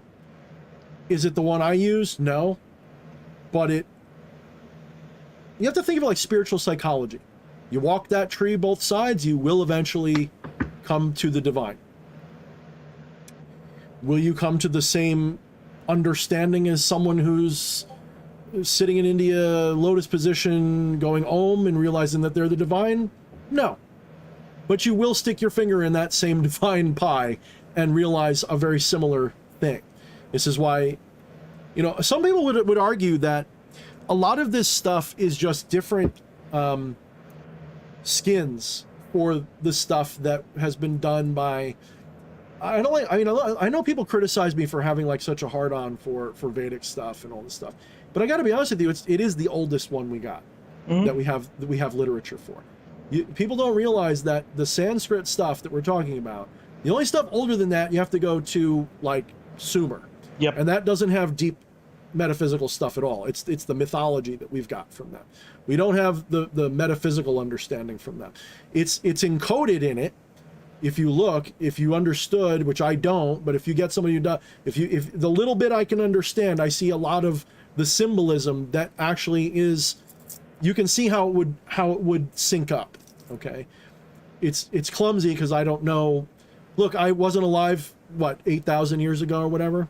So I don't know what all their symbols mean to them, but I can see relationships and go, okay, there's your little Trinity. There's your this, there's your that. You got, An, Enlil and Enki. That's your 3 little God, the Father, the Son, and the Holy Ghost and all that. Well, that is the monad, the first emanation, second emanation, all that stuff. It's the same art, the same pattern over and over and over again that we find everywhere. And the most codified ones that we have are Sanskrit, Jewish Kabbalah, Greek emanationism with Neoplatonism and Gnosticism. Those are the most codified ones that we have access to. And I like them all for different reasons. Maybe at some point I'll get back into the Jewish stuff again. I shouldn't even say the Jewish stuff, but you know what I'm saying. The reason I choose the symbols that I have chosen is because being raised in the context that I was raised in and spending that amount of time, engaged with, the Christian worldview and Christian theology at a more than layman's perspective. Mm-hmm. I'm already familiar with most of these stories and most of these symbols, but the big thing is that they carry an emotional weight for me. Yep. That is your cultural metaphor. That is your cultural language. Yes, I completely understand. I look at Shiva, or I look at Tibetan Buddhism, or I look at Tantra, and yeah, intellectually I can understand it, but it doesn't have that punch in the gut, which is why I tend to, and I know this isn't what you're supposed to do, but fuck it, I don't care. I'm canceled already. is I go to those other systems, especially the Eastern systems, so that I can take what they're doing in terms of techniques and backport them to my set of symbols, so that I do get that emotional punch in the gut. I honestly can't argue with you. I think by working with Lilith instead of Vajrayogini, for instance. Okay, yeah, no, I get you. And honestly, I do the exact same thing, but in a little more of an asshole fashion, in that I just reinvent the wheel. Yeah. I just say, you know what? There's so much baggage with this tradition, this religion, this way of doing things. Let me distill out all the stuff I like from them. And now let's create a whole new pantheon, a whole new tradition that utilizes these fundamental essences, the ones that are really good. Some of them work really well together. You can mix a lot of Greek philosophy and metaphysics with, you know, the Vedic counterparts, because they were pretty much together for a long time there. They were seeding each other a lot. You know, you could argue that, well, you can say they cross-seeded each other in a lot of ways. The word chakra is kakra. It's a Greek word for wheel. It's a borrowed word. Where do you think it came from? The Greeks had their own version of chakras, by the way. And I've heard that so did the Egyptians and all these other things. So none of these things are islands unto themselves. They all, you know, I think modern students of the old world, because until maybe more recently, there was the bubble of Western exceptionalism and American exceptionalism and all this stuff. And there was this mentality that they were islands unto themselves, that there wasn't a lot of cross, you know, contamination of ideas, because, you know, well, they didn't have airplanes and steam engines and telegraphs. They didn't talk. Of course they did. You find stuff from China in Viking lands, for fuck's sake. There was the Silk Road. Ideas were flowing all over the ancient world, to the point where, yes, maybe it took you 6 months to get from point A to point B. That would take you a day or two now. But back then it still happened. Yes, it wasn't the everyman. But you go to the Library of Alexandria before somebody torched that fucker down, you had Buddhists sitting there reading the same shit that you had people like Plotinus or whatever, or whoever, you know, not Plotinus, but, you know, the people from that era would have been reading. You had all the same people congregating. Jesus would have potentially run into, if Jesus existed, people from India, and it wouldn't have been a lot, but it was there. Okay, it would have been possible. If he went traveling around, if he did exist, he could have run into them and learned from them. He might have even, as some stories suggest, he was in India and was there's records of him there, at least spoken ones. Did it happen? Don't know. Don't even know if the guy existed. We'll call it the Jesus event, because I think it's a better way to put it, because whatever Jesus was, whether it was a literal person or a group of people or a made-up story to try to sell, you know, the Jews into Caesar's control, whatever it was, it changed the world. So we have to at least recognize it. But yes, what you're describing is just another thing that I'm doing. It's like, I guess, my issue is the baggage. If you tell somebody, this is why, like, the reason I don't mind telling people I'm a non-dualist is because that's kind of secular. Non-dualism is a secular understanding. Yes, it's traditionally rooted in the Vedas. Yes. And yes, you have Neo-Advaita, which gets like a lot of negativity these days because it's kind of new agey and weird. But non-dualism is, at its core, completely and utterly free of the baggage by itself. It is literally something you can do without having any religious or superstitious attachments at all whatsoever. You can be a completely skeptical, atheistic person.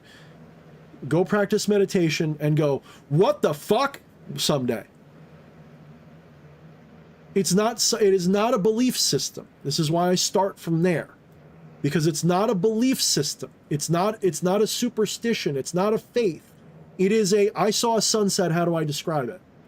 All of these other things are ways of pointing back at that sunset to help me remember or describe or integrate that into my daily life. Are they necessary? No, you don't have to work with Lucifer for that. You don't have to work with Zeus. You don't have to work with Shiva. They're just a way for people to do these things. It's fun. It's more useful. It helps put your attention in a place that helps you integrate something that was hidden. And that's what it's all about, guys. That's the end result of all of this. Even your sorcery, where you're doing your magic for $1 million, that's meant to put your attention into integrating something. That's how I see it. And if you're not doing it that way, you could still have tons of success and have a lot of fun, but it's sort of like when Christians say, you know, you end up with an empty cup no matter how much you fill it, because you're filled with the Spirit of God and you just constantly want to fill. It's sort of like that. Once you wet your lips with the potential of magic, it's like it's not enough. You've got to keep looking behind it more and more and more. And eventually you integrate the truth. And it could take a lifetime, it could take 5 minutes. You know, it's different for everybody. So mysticism is a word that gets missed a lot, misunderstood a lot. And I'm using it in the context, again, Western context here. Mysticism, as you would think, is related to the word for mystery. And mystery theologically means something that cannot be intellectually arrived at. So no amount of the Greek philosophers sitting around could arrive at the mystery of the Trinity. Someone had to tell them. And then they could understand it. But they had to, by extension, mysticism is something that cannot be taught. It can only be experienced firsthand. Correctly, right. And that is the key. Right. And the key is that, you know, I've been to the mountaintop and I had this really great view of everything. And all of the books, all of the techniques, everything that can be written down, everything I'm saying, everything that could possibly be said about this subject is just trying to give you directions to get to that same mountaintop at the same time under the right conditions to be able to have that same view. I simplify it this way. It's exactly what you're saying. I like the sunset analogy, because sunset is an experience that we can all have. We all have a unique version of that experience, but it is an experience we can agree upon. But it's an experience, okay, that cannot be described by words. I can't tell you what a sunset is like. But you know what I can do? I can say, okay, look that way and wait. That's what meditation is, for example. Sit this way, go om, om, om, om, om, or whatever the fuck it is, and pay attention to this part. And negate. Make sure you pay attention to that sunset. Pay attention. Look to the west. Ignore everything else. Don't look at the trees. Don't look at the clouds. Don't look at the ground. Just keep watching the west, and you will see the sunset, I promise you. So let me give you the quick example of Zen Buddhism. All right, look that way. Stop looking at my finger. Look that way. And a lot of people, and that's sort of what magic has become for people in the West especially, but also Tantra and yoga and all that, people have gotten hung up on the finger that's pointing. They think that the point is to, like of yoga, is to put your foot behind your head. That's not the point of yoga. They think that the point of magic is to summon money or some shit. That's not the point of magic. It's like city, okay? Like not city, like CITY, but city, SIDHE. It's actually an ego trap to get hooked into those things. I don't mean you shouldn't do them. Remember, this is a left-hand path approach where you immerse yourself in it till it doesn't have a hold over you anymore. But the point is not to get attached to those accomplishments. The point is to have your cake and eat it too. That's the point. It's not to avoid the cake. It's to have the cake and be like, you know what? I think I will have a salad. Okay? Not, I can't have cake because I'm on a salad diet. It's to go, this is good fucking cake. But you know what? I think I've had enough cake. I think I've reached the point where I've had enough cake. I'm going to have a salad. A oft missed piece of symbolism chain from Buddhism, right, is that everybody forgets that the great schools of Buddhism are called vehicles, right? They're carts. And what does a cart ride on? It rides on a wheel. So the purpose of the wheel is to allow the cart to get you to your destination. But then when you get to the destination, you have to get out of the fucking cart. Yep. right? Alan Watts said that really great with the brick analogy. You know, when meditation or all this crap is like a brick that you use to knock on a door. Once the door opens, you put the brick down. You don't take the brick inside with you. And, you know, you see that a lot. You do see that a lot. And when people who've achieved kind of the goal, if you will, goals may be an ugly word for this, but we'll use it. People who've achieved the goal, you'll notice that they don't do the practices as religiously. They do them only once in a while as a medicinal aid. Like, I'm getting a headache, I got to take my pill. It's not a diet. As J.R. Bob Dobbs said, I don't practice what I preach because I'm not the kind of person I'm preaching to. That's a good way to put it. I like that. So, you know, this is why I have a little frustration sometimes. Sometimes people can sense it when people get very, you know, theistic and superstitious around me. I get a little frustrated because sometimes I realize I feed into that a little bit with the stories and things that I tell.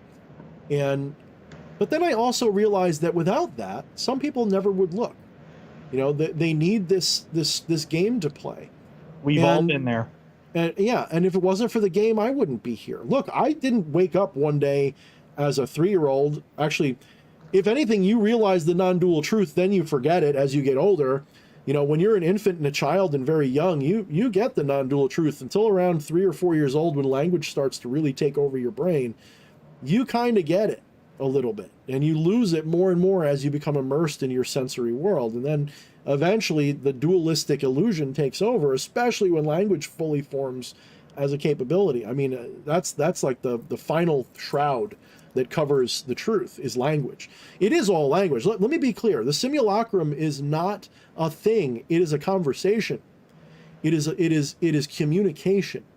It is the self communicating with itself about itself. It is the inner chatter of the mind, the left side of your brain that goes, I am this is that, that's Eddie, this is a computer, that's my dog.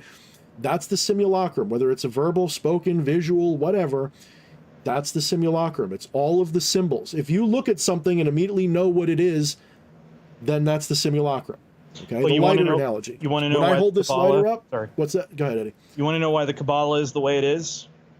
It's because to mix my cultural metaphors here, the strands of Indra's web are literally made of letters and numbers. Okay, yeah. Mm-hmm. Mm-hmm. And the whole point of it is trying to unravel that. Mm-hmm. Like, if I hold this up, if the first thing that comes to your brain is lighter, you're seeing only the simulacrum. If you can observe this, not think of the word or have an ideation of what it is, and just let this as it is without any ideation about it, now you're transcending that simulacrum a little bit more. The ultimate transcendence of that simulacrum is oblivion. To us, it looks like the void, death, nothing. It looks like non-existence, total insanity, infinity. Ah, that sweet, sweet void. It's unformed, okay?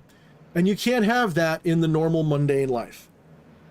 You're in a dream world right now, but you can be lucid about it. When you're in your transcendental meditative states of gnosis or samadhi or the ecstasy of a whirling dervish, something like that, when you're in that divine ecstasy state, that's when you're seeing reality for what it really is. When you're here in your identified state, the best you can do is a lucid dream and go, I know I'm dreaming, and be completely conscious of the fact.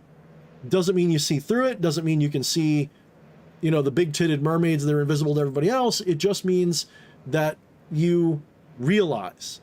This is why non-dual things are called realization, not I know I'm God or something. I say it like that. But the proper way of speaking about it is to say the non-dual realization. For a reason, because it's a realization. It's not an idea. It's not an intellectual concept. It is, without anything else you can say about it. Just, and then you go through life that way. Anyway, let's go to some other questions because I'm doing the broken record thing. Let's go to some more questions. What do we got?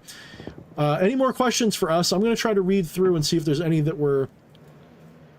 here's one from Gogo. You guys want to put some more questions in the chat? Remember, all caps helps me see that they're a question, or you can tag me or Eddie.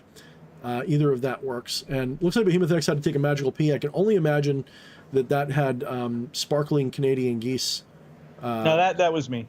That was you? Oh, okay. I thought he said he had to take a pee. Oh, Yeah, okay. no, that was when I had the BRB earlier. Oh, gotcha. Gogo asked, is life really much better with magic, or do people see big differences, or are they more happy in life? Thanks, friend. I am, but it's not for everybody. Yeah, I mean, the Whatever Buddhists works say for it you. best. There's Buddhist ways for Buddhist people, and there's non-Buddhist ways for other people. All roads lead to the truth eventually. The seeker will eventually discover they are the truth that they're looking for. The cosmic game of hide and seek only has one player. Everybody will discover this. You can be a fucking, someone who only spends all their time focusing on finance or fixing cars, or someone who plows through esoteric occult lore, or does ritual, or is a Buddhist, or whatever. They will all achieve eventually, in this or another incarnation, the realization. Sooner or later. It doesn't matter what you're doing. That's the story that most of these traditions that I like will tell you. But if you want to do it in a purposeful way, if you've got the hankering, there's a lot of other ways that sort of make it a little bit easier. It's kind of like this, okay? If you want to catch fish, it's not easy to catch a fish in the middle of the desert. It's a lot easier to catch fish if you go to the ocean and know where the fish are and throw your line in there. Does that mean a person in a desert has no idea what a fish tastes like? No. It just means you're probably not going to find it. If you're actually actively looking and you're looking in a desert, you're not going to have it. So it really helps, if you want to catch fish, to go where the fish are. To surround yourself by practices that will encourage you to realize. I'll give you a perfect example of what I mean. Take two people. One person has absolutely no idea about any spiritual truth at all. They're a complete atheist. They live on the streets. They're very materialistic. They don't have any origin in any mysticism or magical principles or even a religion. They rejected religion earlier. They didn't even have one. They're an orphan, never went to church, nothing. They've got no spiritual center at all whatsoever. They hate life, blah, blah, blah, blah, blah. And another person who has spent the better part of their life practicing, we'll say, Buddhism. Okay? Now you hand those two people a heroic dose of whatever chemical is required to have an ego death. You hand them, how many milligrams it would take of DMT or shrooms or whatever. And the person who's never had any spiritual life at all whatsoever will experience the same ego death and not know what to make of it. They'll intuit certain things that will be accurate, and it will be life-altering potentially for them. But they won't really be able to integrate that experience back into their daily life. It'll just become another drug that they do for fun, potentially, because it is fun to realize the truth. Doesn't mean you understand what it means, though. That other person, the Buddhist perhaps, will come back from that and they'll know what to do with that way better. They'll have the realization, this was a lot like, well, it's not the same as when I meditated. Sure as hell was more vivid, but I had that same kind of disobjectified self experience. And they might put two and two together better. You can both achieve the same realization. It's just the person who's looking has a context and they can integrate this into their life better. That's the big difference. So is magic really better? It's better than nothing, I suppose. Is it better than anything else? Nah. In fact, in some ways, magic is one of the worst ways to do it because it's so polluted and convoluted with baggage, cultural metaphors, and superstitions. One of the reasons why Eastern stuff hit so well in the West when it did in the 60s was because it was free of the baggage that Westerners were used to. It was able to just come here in a pure form. And it just seems so weird and new and enigmatic, and people didn't have any preconceived notions of what it was supposed to tell them. You go to India, everybody knows their God, and yet they still can't figure it out half the time. Right? You go to India and you ask a little kid on the street and you go, "Hey kid, I'm God." And they'll go, "Oh, you just figured that out?" But does that mean that they have it all well figured out and understood? No, they have their own charlatans and gurus and weird shit that pulls them off of the truth. And yet, if you teach them Christianity, for example, they go, "Oh, Jesus is kind of sounding like Shiva over here right now. I like this guy. I'm going to follow his way of doing things from my Vedic perspective." And it'll hit better for them, so to speak. It'll hit harder for them, potentially. You see this a lot if you go into Asia. You see that a lot. There's a story from an evangelist I used to listen to, who he grew up Hindu and converted to Christianity. And he got into a little debate over dinner with a professor of Asian studies who grew up Christian and became Hindu. And, at one point in this discussion, this American Hindu said, "No, you're still thinking in terms of either or. You need to think in terms of both and." He said, and the evangelist, like, "I spent my first 25 years as a Hindu. You know what we do? You know what happens in India? We still look both ways before we cross the street, because if I step off a curb in front of a bus, it's either me or the bus. It's not me and the bus." Yeah. I mean, so is magic better? I'm going to say Western magic is like, it's unique in that it can be very useful. Unfortunately, it is so filled with superstition, and theism's like the least of its problems. Like when you get theistic this and that's going on. When you have like theistic pagans, okay? You go back 1,000, 2,000, 3,000 years or whatever to when those practices, those religions were still active. The mistake modern people make is to think that those people had the same superstitious beliefs we have about it. Like when we think that people thought the world was flat back then. Motherfucker, they knew the earth was round before Jesus supposedly existed. They damn well knew the earth was a ball. And they knew how far around it was within like 100 miles. Yeah, they were pretty fucking smart, okay? Their idea of what spirits were, of course, you have to understand the stratification of culture.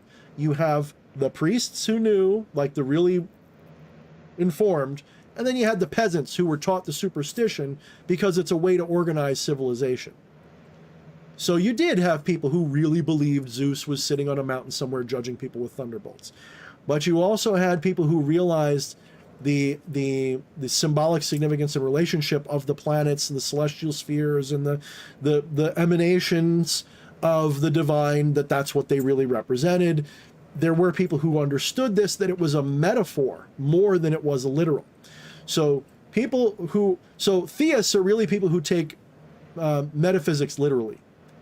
They take the mythology literally. That's what a theist is. A metaphysician is someone who sees the mythology and sees it as symbolic of the truth.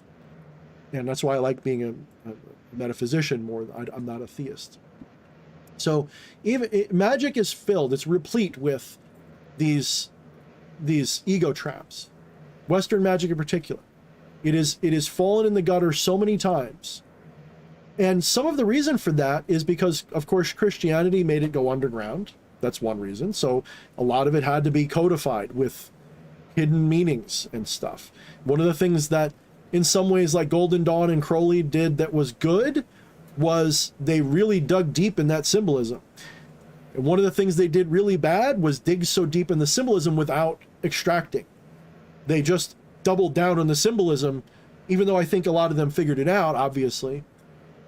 They didn't tell you that. It was like, a Western magician is like all about that Da Vinci Code level shit. And it makes it kind of fun if you're into like cracking the codes. But you don't need that at all. The codes were there to hide it from people who didn't want you to know it for whatever reason. It's a test. It's a trap. It's an ego trap. It's a test. It's like an IQ test for your soul. If you're hung up on the I want a Mercedes-Benz magic, you're not going to get judged by me, but I will tell you that's not even the foothills yet. Like you're still playing with little blocks that have letters on them and don't even know what they say yet. You don't even know that block has an A on it. You just this is exactly why Crowley had 3 different groups. He had the Gnostic Catholic Church for the plebs.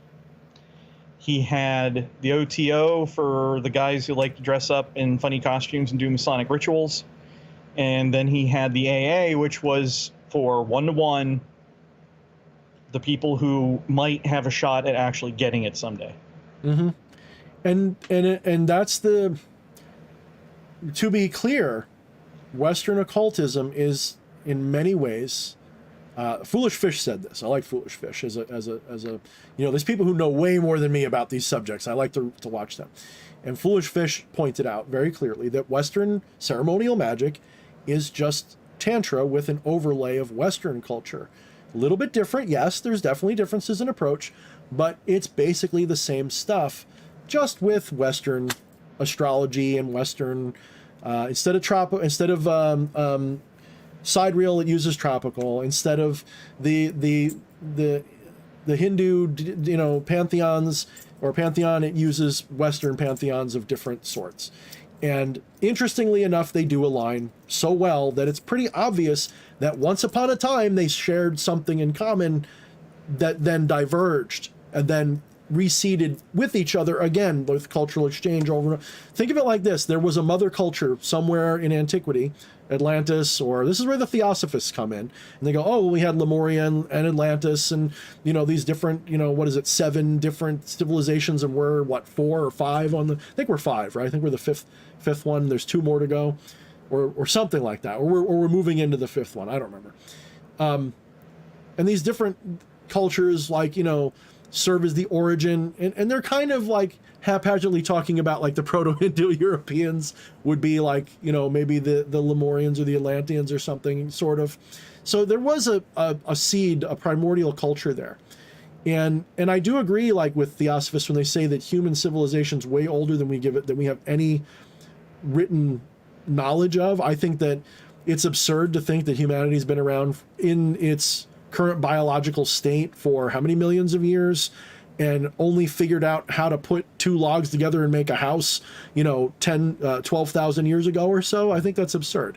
There's good evidence to suggest, cultural evidence, to suggest that Australian Aboriginal culture is 50,000 years old. Yeah. Because their way song refers to the constellations, and none of the positions make sense compared to the calendar and the landmark locations until you wind the clock back 50,000 years. Yeah, makes sense. Either that or they just knew it so well they did that themselves. But no, I agree with you. And there's, people forget how much stuff rots and decays that's not made out of modern materials. We could have had dinosaurs that were Bronze Age cultures that would have faded, even up to somewhere around the Iron Age, would have faded easily from the geological record. And if there was ever animals that were squishy bodied and had any bones in them, this is like touching Lovecraft here a little bit, you could have had highly intelligent civilization made out of gelatinous creatures, like from the period between the dinosaurs and today. There was a period of time where it was all squishy bodied little, like, I forget what that, it starts in E, the era, I forget what it was. There was some eras in the geological history where there was no backbones to most animals, or they were too small to leave fossilized evidence.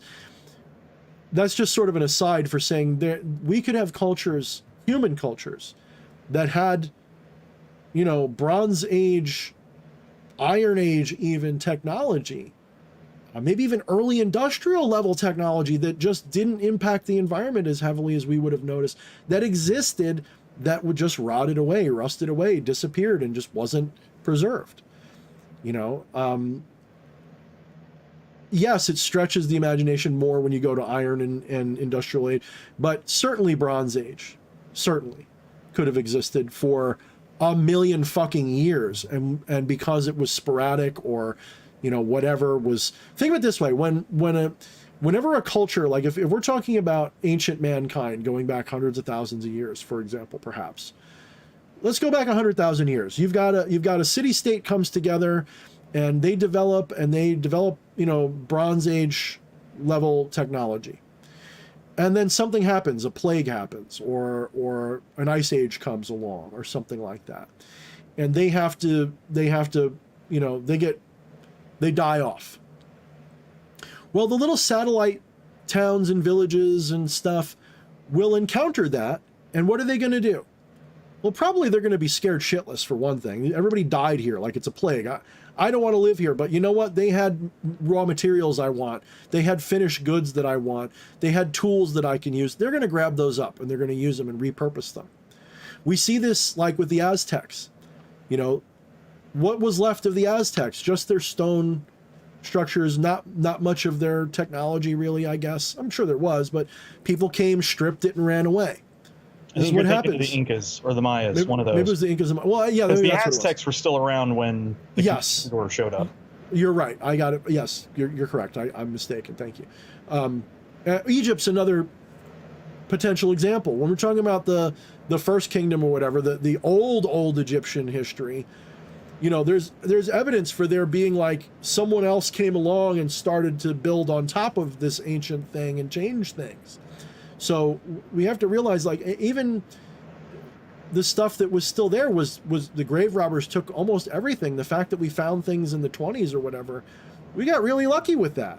You know, there's a lot of stuff that's lost because it was just stolen and repurposed and sold in black market and all that. So all I'm saying, guys, is that the idea that human civilization is 10, 12,000 years old, I think is extremely hubristic on the part of the academics of today, even though there is no strict evidence for it. Yes, if we're using the scientific method, we can't say we found any. I think it stretches the imagination to assume that human beings were living in caves and in grass huts for 3 million years before anyone figured out how to do the basic stuff. I really find that a little bit stretching it.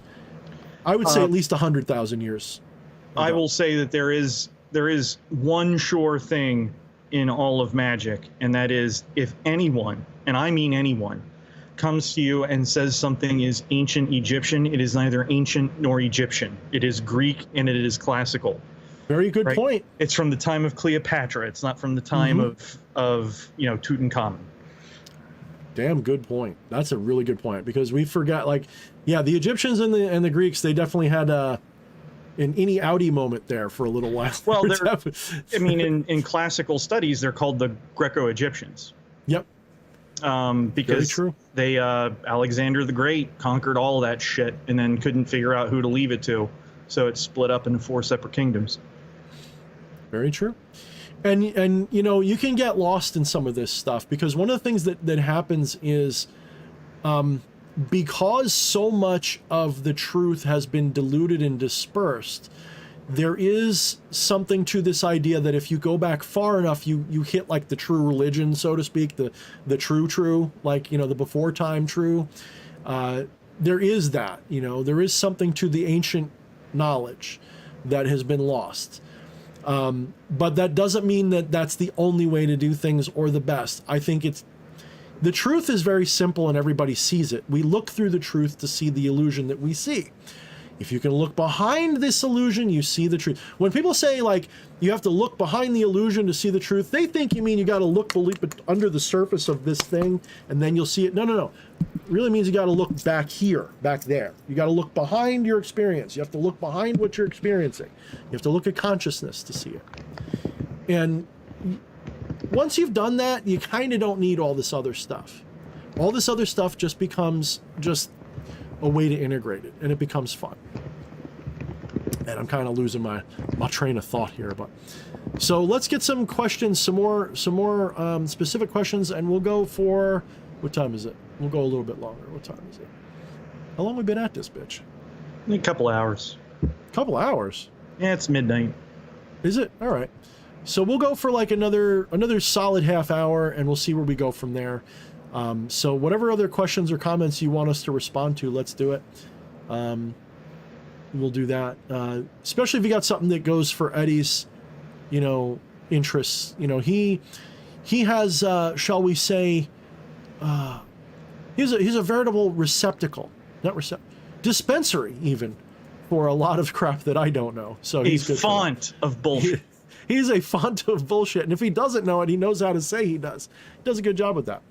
You know, actually, someone that we've had on the channel, which I don't name because he's got some political stuff going on, literally, and he's trying to keep his beak clean from all of us edgy edgelords. He's had some contact with a certain Damien Eccles type person, and yeah, he's had some direct contact with him. He's going to help him out, hopefully. That'd be really cool if he can. That's definitely one of those white whales I'd like to get on the show. He's another one who's forgotten more than I'll ever know. Let me give you a quick couple of recommendations, though, guys. If you want some interesting channels to follow, Esoterica. If you want that real dry shit, go to Esoterica. Damn, that guy is like, I guess he is literally a scholar of this stuff. I don't know if he's got a master's degree or what, but he's obviously like an anthropologist who's classically trained in researching this. Damn, I mean, that guy, he's so damn dry, he can make the cool shit boring, but that's what makes it good, because it's just dense with really good info. Along those lines, Angela's Symposium. She is literally a cultural anthropologist of religion who studies this. She works with him a lot, actually. They do a lot of shows together, actually. Then Foolish Fish he's more the bookworm type, but that's a good thing. He does a lot of book reviews, and he's more of a classical high magician using his own interpretation of, we'll say, Golden Dawn a lot. So he's a very good channel. I'd recommend. Obviously Damien Eccles, although Damien Eccles hasn't been uploading as much lately, so he's sort of going off on some tangents, and he's got his own real life things that he's got going on. So yeah, those are the ones that I'm watching. And then obviously Behemoth X and EA Quetting, and of course EA you got to go to Rumble to get to, or is it Odyssey? I think it's Odyssey. Yeah. Yeah. I don't know. So, one of them. For sure. Like those are the ones that I try to watch occasionally. So, but if you just want the real, like, dry stuff, Esoterica and Foolish Fish. And when I say dry, again, that's a compliment in this case, because it's like, it's definitely like scholarly level information.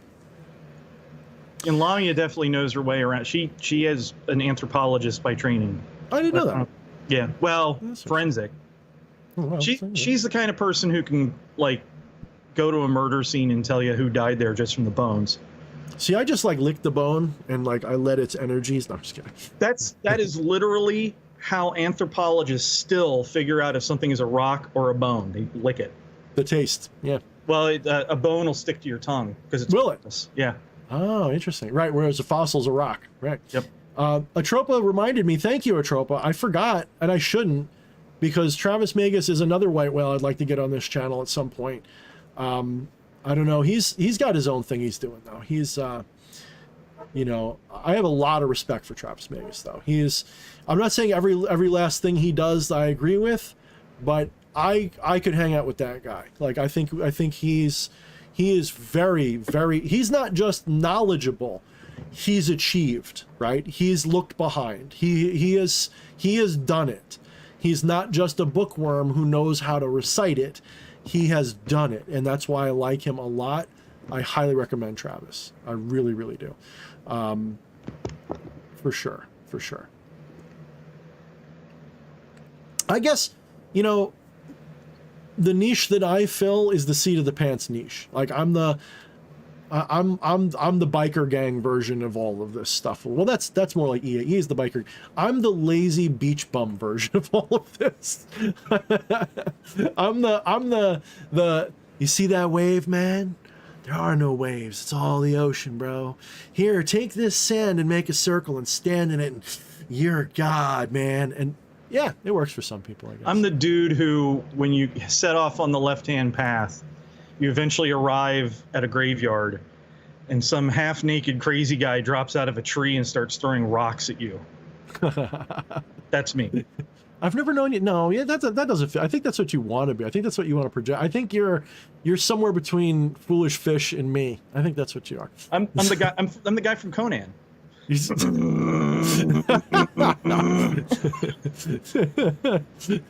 Wait, well, which one from Conan? I guess I wouldn't be in Conan, would I? No, I guess I wouldn't be. Maybe I'm the guy in the pot from Iron Circle. Oh, what are you, high? I wouldn't be that guy, ever. No way, dude.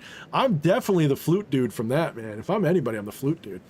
Ew, the guy with the pot. Ew. Oh, hell no. That is, like, exactly not me. That is like, oh, I just had a shadow reaction to that, dude. My shadow was like, blah, right?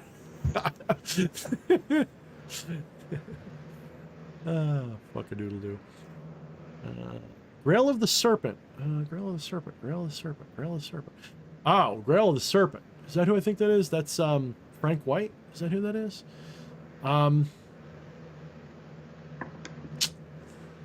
Yeah. Grail of the Serpent has things I like. I would say that I ended up unsubscribing for his channel for a reason. I have watched his channel quite a bit in the past. He's got some useful information for sure. You could do a lot worse, but I'm no longer a subscriber of that channel for a reason. We'll just put it that way. Nothing personal ever happened. Like, there's, you know, totally civil to the guy if I ever met him, and I give him respect where respect is due. But I stopped watching his channel. It just, you know, kind of was one of them things. There's quite a few people that are sort of like seen in the same light as me, like VK and I guess maybe Grail the Serpent and a few others, that, you know, people assume because we got like similar like view counts and things like that, and cover similar topics, that we're like cool with each other. And some of them, like, I've had nothing but good experiences with. Some I've had no experiences with. Some I've had nothing but negative experiences with. So I don't talk about them much. I would suppose that, you know, some of them, like, I don't know, like VK, for example, I've had positive interactions with him. I've had kind of negative ones too, like not bad, but not really friendly. And I got nothing negative to say.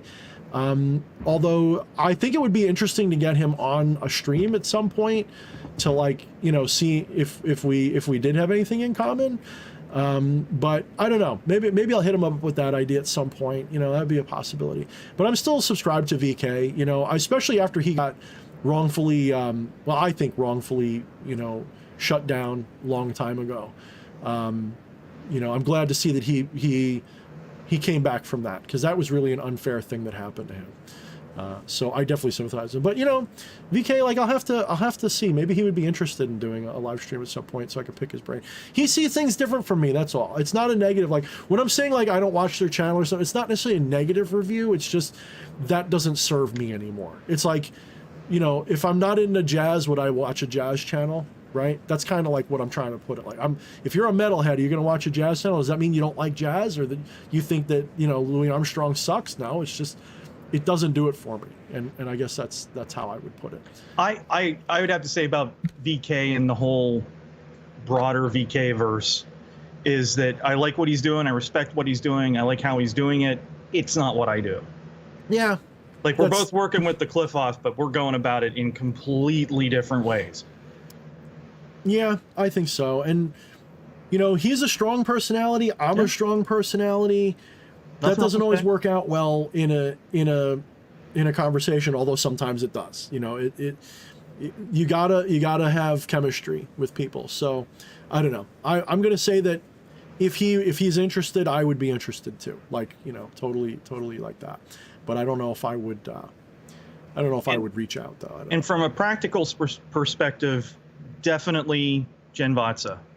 She knows her shit, and she has done the work. She was here before, wasn't she?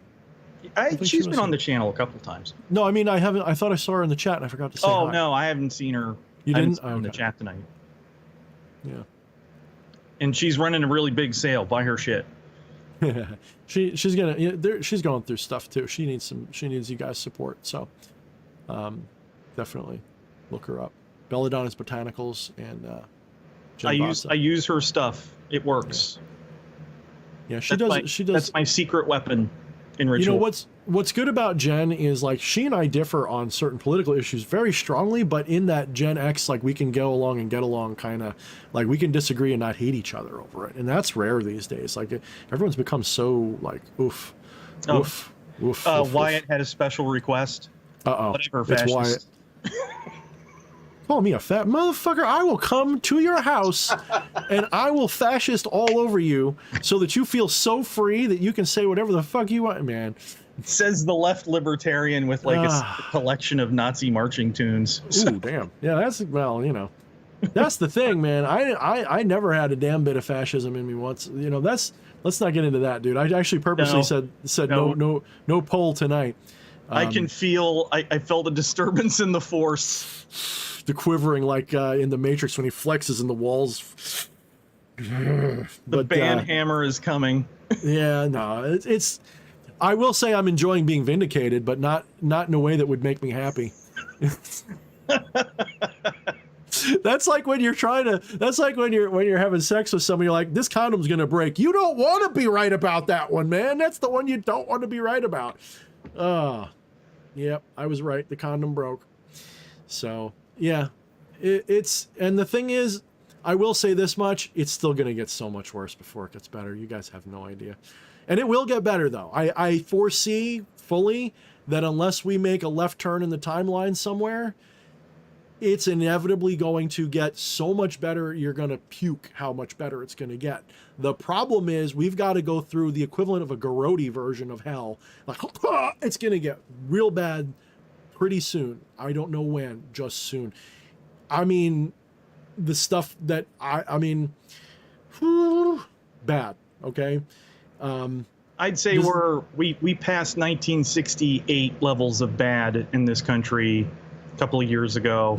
We are rapidly approaching the 1920s on a global scale.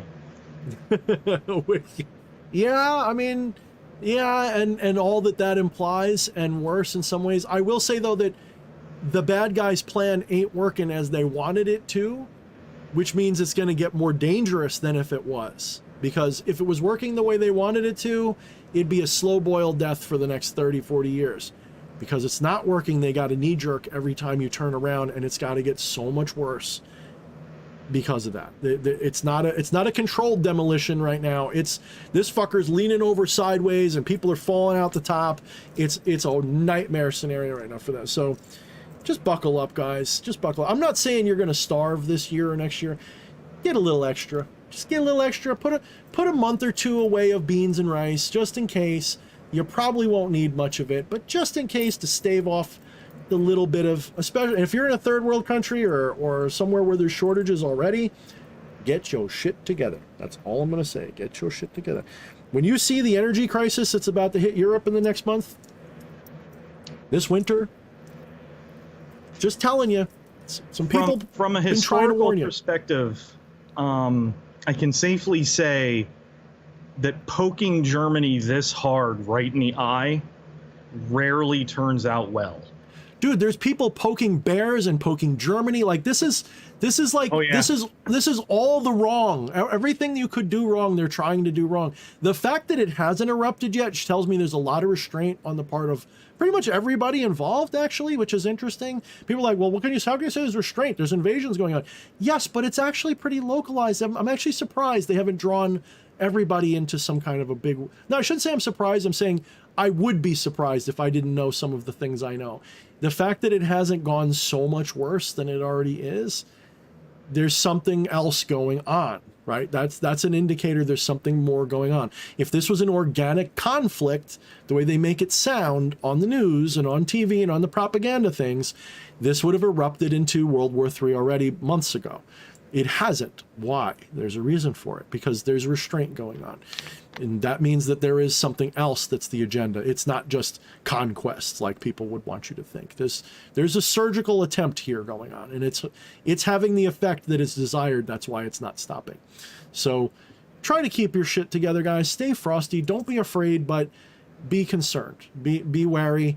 You know, they put out the Mockingbird media and all this stuff, they put out the narratives in advance, and if you're sensitive to it, you can see it. And you see it also in the analysis from the, you know, we'll say the outsiders, the independent journalists, the Six Hexenhammers. They're telling you, everybody's telling you something's brewing in terms of the common man. Okay, the common man and woman are going to be feeling it. Is it going to be tanks rolling down the street in America? Nah, I don't think that's coming anytime soon, if at all. Does it mean, you know, China's going to invade? No, I'm not one of these, that kind of black pill doomer. No, not even if they let it, not even if it, let's pretend the United States government was so corrupt that they let it happen. The American citizens would have something, the military would say, fuck you. It wouldn't happen. Like, so it wouldn't be permitted. It would be stopped.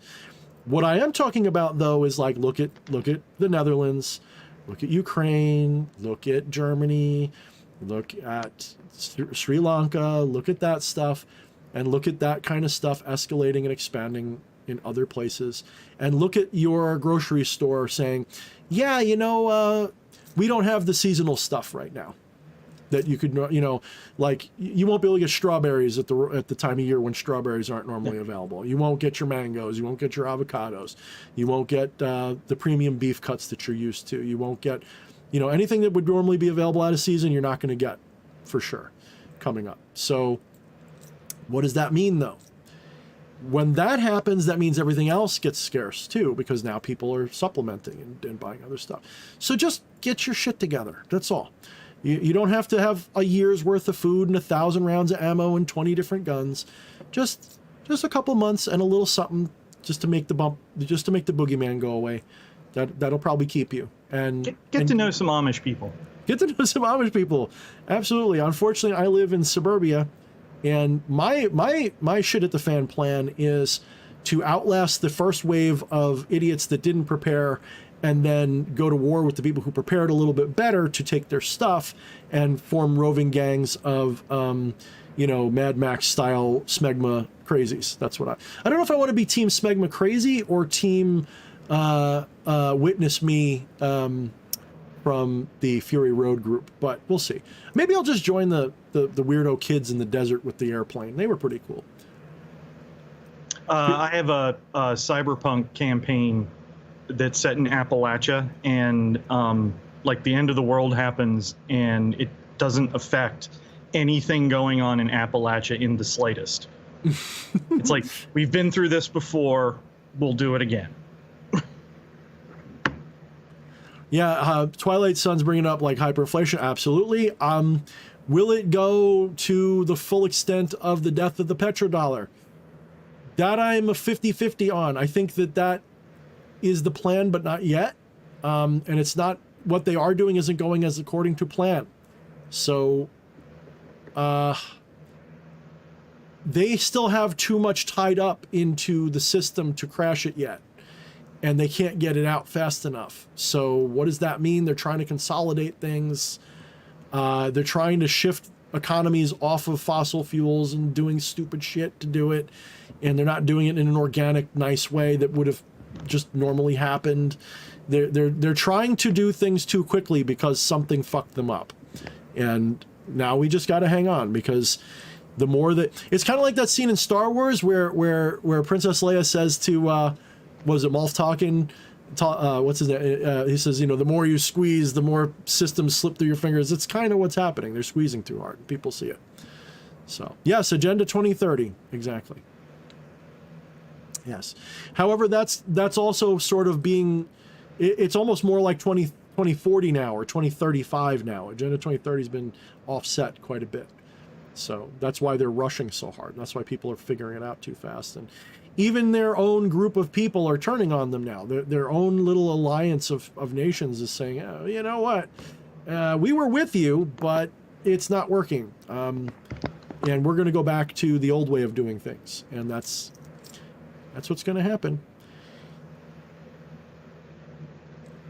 That is what's going to happen. I'm just doing a little Irish Protestant ranting in the chat. Oh, okay. That's fine. I'm watching it. Yeah, that's fine. Yeah, Artropa's right. It would be better to grow your own food and everything, but not everybody can really do that. I gotta remind you guys, subsistence farming, even using modern techniques, is not the piece of cake that you think it is. A little victory garden ain't going to do it, guys. You need a lot. I'd have to ask my dad specifically. He did it for a while, and his garden, would be like an acre or so and he used a tractor to do it, and he had surplus. Yes, he sold it, but it wasn't like, you know, it's not your little victory garden. Everybody, you can do a victory garden. You can have your whole front lawn planted up and still starve to death. It's not enough. And you got to can it too. You got to know what to preserve. You got to know how. Potatoes, by the way, there's a reason why potatoes were like, you know, the peasant thing du jour, because potatoes, you just stick them in a cool, dark place and they last for months. You don't have to can them. So potatoes. Your staples and like your bulk meats, you yourself are never going to be able to grow that on your own. You know, my grandfather was a third generation subsistence farmer, and, you know, they grew some of their own meat, like fowl, gooses and chickens, but like pigs and cows, that's a huge investment. And wheat and even potatoes, to produce them in that kind of bulk, you kind of have to specialize in corn. But yeah, so they bought their staples. And usually the way it worked was, you know, you had the guy who had the bigger farm, the guys who had the bigger farms and raised the pigs and raised the cows and raised the sheep, and, you know, your milk and your eggs and your wheat and corn and all that stuff. They would trade the surplus veggies for that, because veggies are actually pretty easy to grow once you got the trick. So like my grandfather and grandmother grew all their own veggies: tomatoes, carrots, cucumbers, zucchinis, and it basically just took up the whole backyard. But yeah, it was, he'd work 40 hours. They both work 40 hours a week at their jobs and then come home and work the land for another 4 or 5 hours every single night. And the weekends and everything else to grow that stuff. Yeah, all I'm saying is the average person ain't going to be able to do it. You can do some of it. You should do some of it. I'm just saying, people who have this fantasy of off-grid life in their little neighborhood or whatever, it's just, it don't work that way. All it's going to take is one fucking infestation of the right bug, and you're dead. And the land, even especially the land that is being farmed now, it's all depleted, has so much neonicotinoids in the soil now that anything that doesn't have that Monsanto gene in it will never grow there for 1,000 years. And yeah, it's depleted. We stopped doing crop rotation. We stopped doing everything. And you know, now most of the farms around here, they stopped growing. Like, we never grew a lot of wheat, but we grew a lot of corn, and I can count in one hand the number of corn farms we still have left. Everybody's producing soybeans. And it's all the Monsanto GMO with the Roundup gene in it. And that shit's infertile. You can't replant those. That's one of the ways that they have their hands around our necks. It's one of the reasons why Bill Gates is buying everything, the Chinese are buying everything, because there's sort of like two fists around your neck: the land and big pharma, big agra, I should say, that's like Monsanto, that's producing all this crap. And the great irony is the subsistence farmers of the future, if they ever exist, will be on the non-arable land that has been, you know, the land that hasn't been turned to farms will be what they grow on. Very true. You know, it's going to be the backyard farmer. And you turn the grid off, and within 6 months, every tractor purchased within the last 20 years or so stops, because the software updates stop coming and they lock out the systems, especially stuff from John Deere, where they're doing DMCA copyright shit on the firmware in the engines. So you literally can't do anything. You can't touch anything on a John Deere piece of equipment now. And this is why, you know, people just don't understand how vulnerable it all is.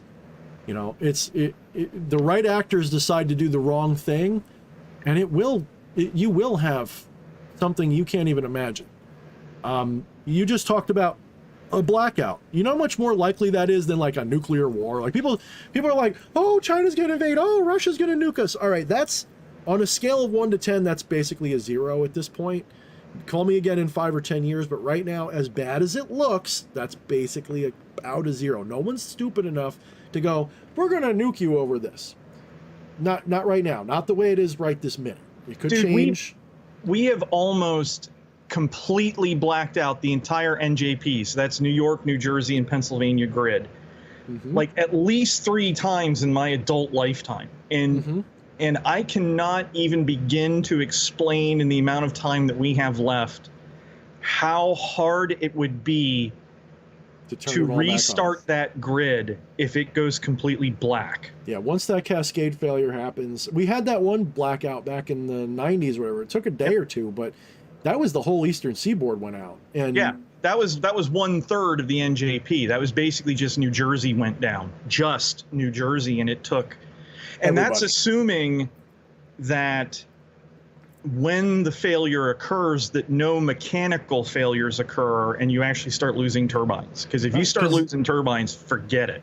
Yeah, if you don't have the proper shutdowns when things go, everything explodes, transformers turn blue and make the sky glow for an hour or whatever. It's terrible, you know? So the proper, like Stuxnet, we get hit with the right cyber attack. People are like, oh, we're going to get an EMP. We're going to get an EMP. Stop blackpilling. You're going to get something much worse than an EMP. You're going to get a cyber attack. That's what we're probably going to get. If it's going to be anything, it'll be something like that. And you're going to see shit turn off for a while. And like Eddie just said, if it's off for any amount of significant time, and if it's or widespread enough, it'll be off for a while. And then that's where a lot of hell is going to break loose. The thing is, it doesn't have to come from outside the country to do that. We just found out that the CIA has programs that they can make it look like anybody did it. They've used it before. They can hit our own country with it and make it look like China did it. There's so many different things that they can do that all I'm saying is I don't even think that's going to happen, because there's some point where, you know, it's kind of like trying to give you a good metaphor. I might not have one. So long as they think there's a chance they can get away or get away with it, they won't pull out every stop.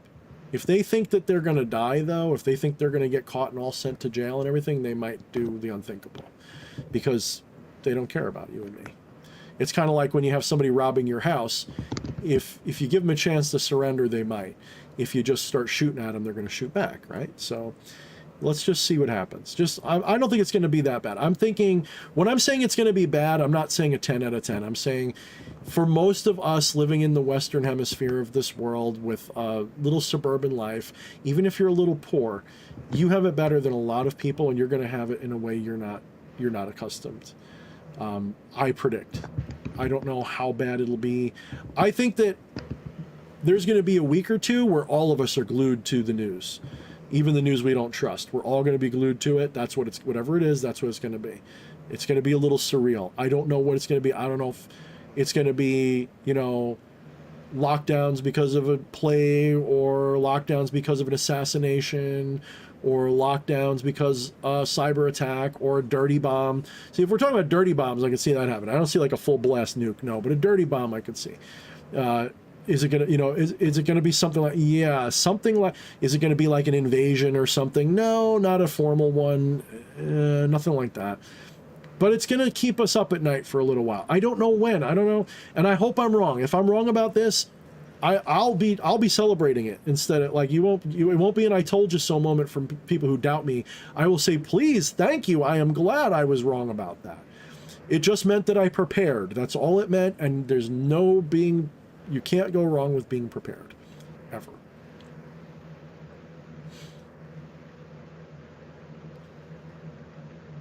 Yeah, if you get a power outage in winter, it sucks. Geoff was talking about. I had a power outage in winter for 3 days, but I had some solar panels. That's a good idea. Yeah, if you get solar or something, go. Power outage in winter sucks. Like, power outage in summer sucks. You could die from it if you're old and infirm and it's hot. But power outage in winter truly blows, because then it's like, well, I don't know what to let on fire in my house, but I'm going to be cold tonight. Yeah, that's, you know, my dad was an electrical lineman for 30 years, and power outages in winter were awful. I mean, that's they measure how long the grid is down in lives lost of old people. Yeah. And people who start up, burning space heaters inside enclosed spaces and die of carbon monoxide poisoning and shit like that. Yeah, I think the only thing, like my dad has a little propane wall heater, something like that. If you can get one of those for emergencies, just watch out for the monoxide though, because those fuckers put out a lot of that. So you got to like open a window when you're using it. But something like that in a smaller ventilated room, if you can afford something like that.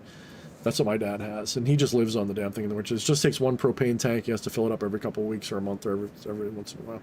You'll never go wrong with a wood-fired stove. Except that's a bigger investment. Yeah, and it is more of you have to really install that. Whereas the wall-mounted heater is literally just a box that you can just hang on your wall. So that's my only reasoning. Because I would love to have a wood stove. But I live in a 700 square foot cottage with wall-to-wall crap. I couldn't stick it anywhere. I'd have to like dedicate an entire corner of the house because you need what is it, a yard or 2 yards before the nearest wall with a wood stove. I think it's 2 yards. I mean, yeah. And it's got a the fire thing brick that all people around screw up with those all the time is you got to allow enough air through, or else you're going to get creosote buildup, and then you're just going to burn everything down. Yep. So, but a fun trick: put a soda can in the stove, and if the soda can burns, that means it's hot enough to prevent creosote formation. Oh, it's hot enough. I was thinking too hot. Okay, that's a good trick. Okay. Yeah, I mean, I don't know. Like for me, if it gets like that, I'm probably just gonna go live outside because then I'll just go to full, woodland survival mode and I'll build a shelter and have a firewall set up and just project the heat into it and be okay with that. That's probably what I'll end up doing if it's wintertime. Fuck living in the house. I might even just like open the front door, put the fire right out front, and just use the house for shelter. You live in the garage, basically. All right, I got a BRB again. Okay. All right, guys. So he's going to BRB, and I think when he comes back, we'll probably wind it up. So if you guys have any other questions, preferably about magic, spirituality, stuff like that, let it rip. Anything that's a good question, I'll respond to. I feel like a little bit distracted tonight, so you can probably tell some nights I'm really motivated and I really talk well, and other nights I seem I feel a little distracted tonight. I don't know what it is. I think we just did, Jay. But I do understand. Yeah, it can get a little oppressive. I mean, it's like everywhere you look. I just want to make sure people are warned, Jay. It's one of those things where it's like, with everything the way it is, I suppose I don't need to warn everybody anymore, though, because I think if people can't see what's going on now, there's no point in looking. Like, there's no point in even talking to them about it. It's pretty obvious, even if you don't agree with people, like what's actually happening. It's pretty obvious. So, yes, I agree. Let's switch off of those subjects. Let's talk more with Concur. Yeah. Which demon would help you with survival? Oh, what the fuck is his name? Shit. He comes through as like a green archer guy. The fuck was his name? Can't think of his fucking name all of a sudden. Fuck. I've never worked with him though, but that would be my. I'm gonna go with Belial. That's good. Just make it harder on yourself. Well, yeah, no, he comes through to me like a combination of Arlie Ernie and like a drill sergeant and Henry Rollins. Okay, all right, I can see that. Yeah, I can see that. Definitely toughen you up for it anyway. You're worthless and weak. What the hell is it? Fuck, he's in the Goetia. What the fuck? Shows you how long I cracked my Goetia open. How was his name? Oh, question on Hecate and the Qliphoth. Yes. Hecate is directly related to Lilith in a lot of ways. And there's a lot of linguistic markers here that involve like the Italian word for witchcraft, for a witch, which is a strega, and like strigoi, and like harpies, and lily too, and it's all part of that same swirl of stuff in the pre-classical and classical era.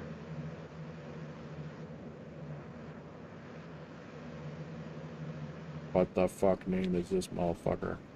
It's been such a while since I cracked open my fucking Glacier.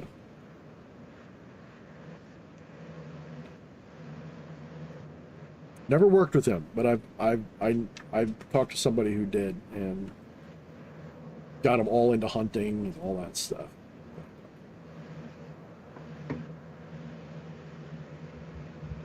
You got me wondering. It's fucking driving me nuts. Like, picture, like, you know, old school fucking Robin Hood. That's kind of what they describe him as, but update him with, like, more like Wild Hunt type of guy.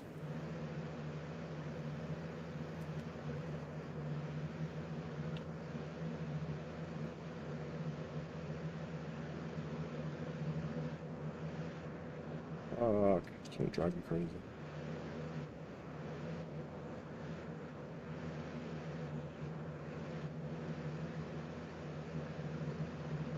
Oh, Laraj. You found him? Is a mighty great marquis of hell who has 30 legions of demons under his power. He causes great battles and disputes and makes gangrene wounds caused by arrows. He is depicted as a gallant and handsome archer clad in green, carrying a bow and quiver. Okay, yeah. And Buer is also a centaur archer. So he teaches natural moral philosophy, logic, and the virtues of all herbs and plants. Yeah, yeah. So there's different ways you can say it. It's also Lyrae or Lyraja, yeah. I don't know. So that's, yeah. No, that's cool. No, that's fine. Nope, nope, nope. Good, good, good. That was him. Buer is very closely related to Sagittarius. Yeah. But you can also, like, not do demons. And you can go with any number of pagan gods that were excellent for that kind of stuff. You want to have a little bit of fun, you can go with, like, the Norse, and you can go with, of course, now I can't think of her name because I'm a fucking idiot. It starts with an S. Skady. Yeah, thank you, sweetie. Skady. You can, of course, go Diana the Huntress. You can go, there's so many you can go. You could also just wander out in the woods and start eating fistfuls of mushrooms. Honestly, you want to learn bushcraft stuff, look at channels like, I know he got kind of shut down, but Dave Canterbury, I know he, like, got really disrespected because he did some stolen valor shit, but his knowledge of bushcraft shit is excellent, and he's got a lot of videos out there. Very good basic survival instruction. Very, very good. So Dave Canterbury and Coalcracker Bushcraft is another one I like to watch lately. He's pretty good.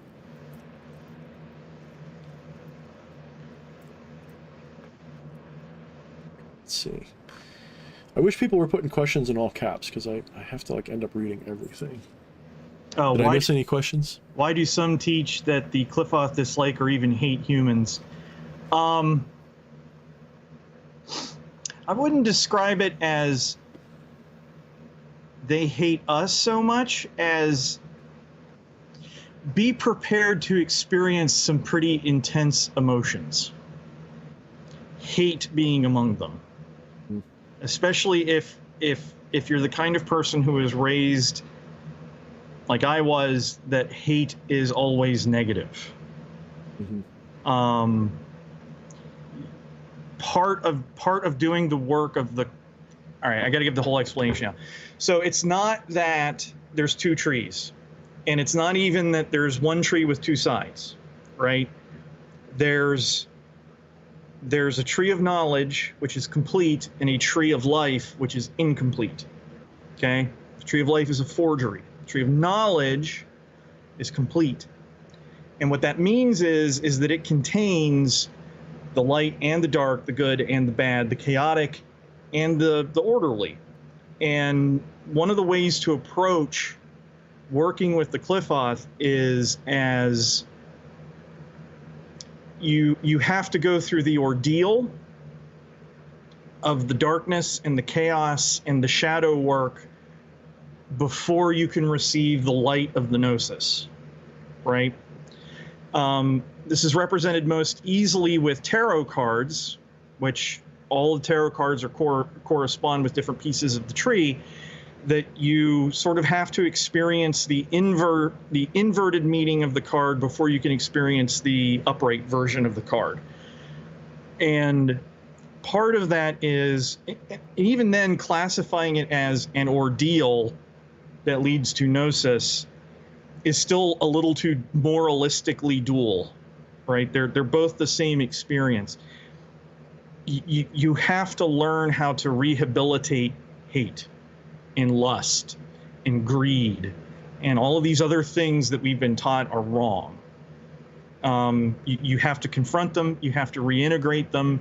You have to rehabilitate your ability to feel those emotions and express them in appropriate ways. Learning to have compassion for your sins, basically, is one way I would put it, is kind of what the true original meaning of Christianity with the seek forgiveness thing is. It's have compassion for your sins. That means you don't judge them, you don't reject them, you embrace them, you integrate them, and the ones that are truly destructive or violate the compassionate truth, because the truth is meant to be compassionate, should be excised from your behavior if possible. So you're doing something that hurts others. Sometimes that's necessary, but most of the time that is done. Anything done for the reason of ego is always going to be not compassionate. What does that mean? Doesn't necessarily mean like just, makes you like a more important person. Anything done because of how you feel. So if you're looking at a homeless person on the street and you feel the urge to give them money, if the source of that urge is because you're going to feel guilty if you don't, that was an egoistic act. Therefore, you did not help that person out of a clear conscience. You did not help them because of actual compassion. You may indeed help them, but you're actually not doing something that is compassionate. You're doing something self-serving in that moment. If your reason for doing it is because really any kind of rationalized reason, you're probably not doing it for the right reason.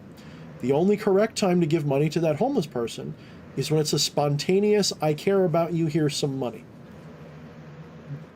That is the only time. You could apply that to pretty much anything, though, which can get a little hairy, though. If the only reason you don't hurt people is because you don't want to get in trouble or because you'll feel guilty, is that a compassionate reason not to hurt people? No.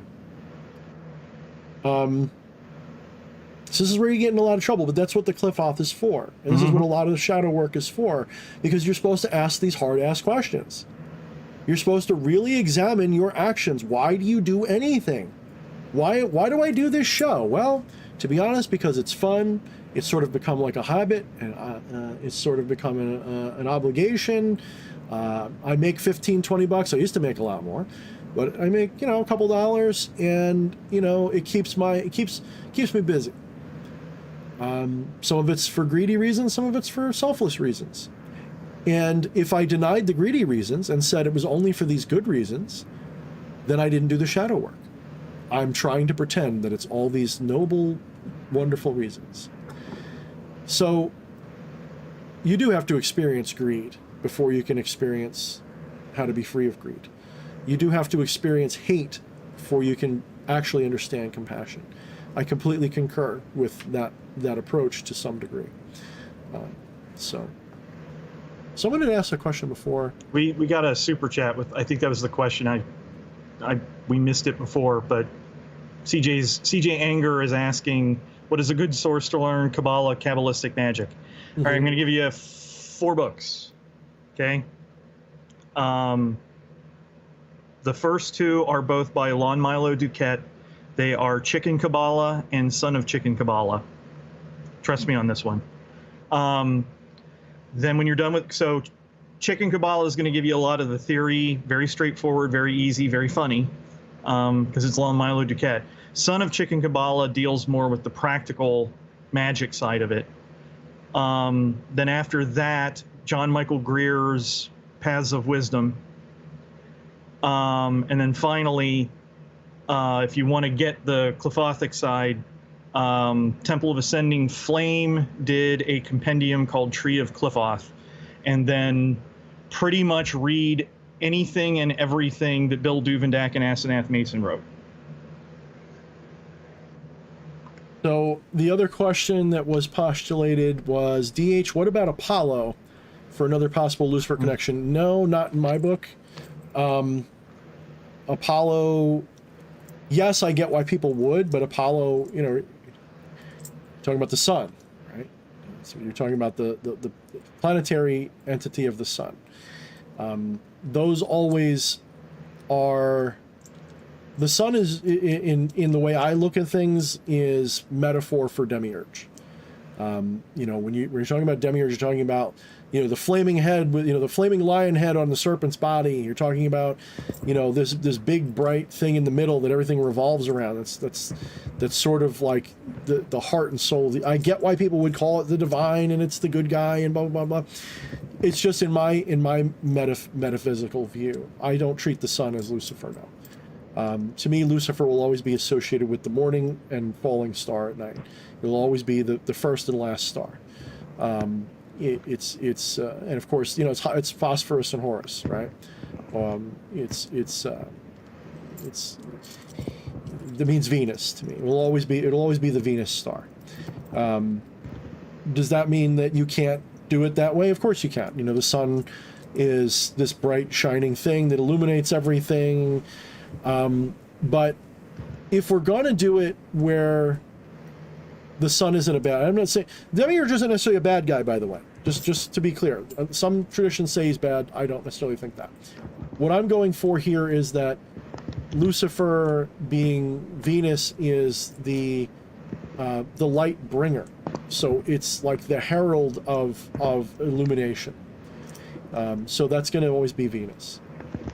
You could say that the sun could be the archetype of the demiurge or enlightenment itself. That's fine, but it's that Lucifer figure that brings it in, right? So no, I would not. Yeah, people say Lucifer's a solar deity. All right, you know, that's fine. There's so many.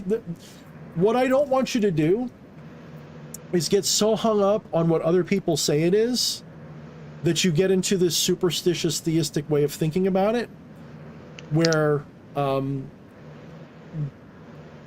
it becomes objectively true. Matters of metaphysic and spirit are subjective first and then objective second. What is it to you? If you can rationalize it and explain it to me, I might agree with it and use it. If I can't, you do you, bro. End of discussion. What do you got? You got a remote control? Thank you, sweetheart. She's stealing again. What is this from anyway? Luminara. I think this is the candle thing. Almost done for the night anyway.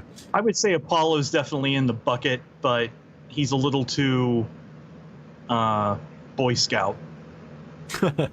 Like, and again, I think of Apollo, I think of Superman as the big blue Boy Scout. If we're going through the Greco-Roman pantheon shit, you're talking about... Who are we talking about?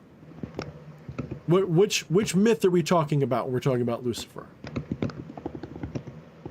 We're talking about Prometheus. We're not talking about, you know, even Aphrodite. We're not talking about Apollo, right? Venus or the sun or Sol. We're not talking about them. If we're talking about the Greco-Roman pantheon, it would be the story of Prometheus, 100%. So if we're going to do that, then just stick with Prometheus as the character that you're, you know. People go, well, that's not a deity. I wanted to work with deities. Well, there's people who work with Medusa, motherfucker. They don't have a problem. I mean, they might have some hard work there ahead of them, though. So don't put any spirits in a hierarchy where they're more powerful. Like, one of the big mistakes that you can make is Zeus is the king of the gods, so therefore I should only work with him because he's the king. I want to work with the king. He's the strongest, the biggest, the best. That's not the right way to approach it.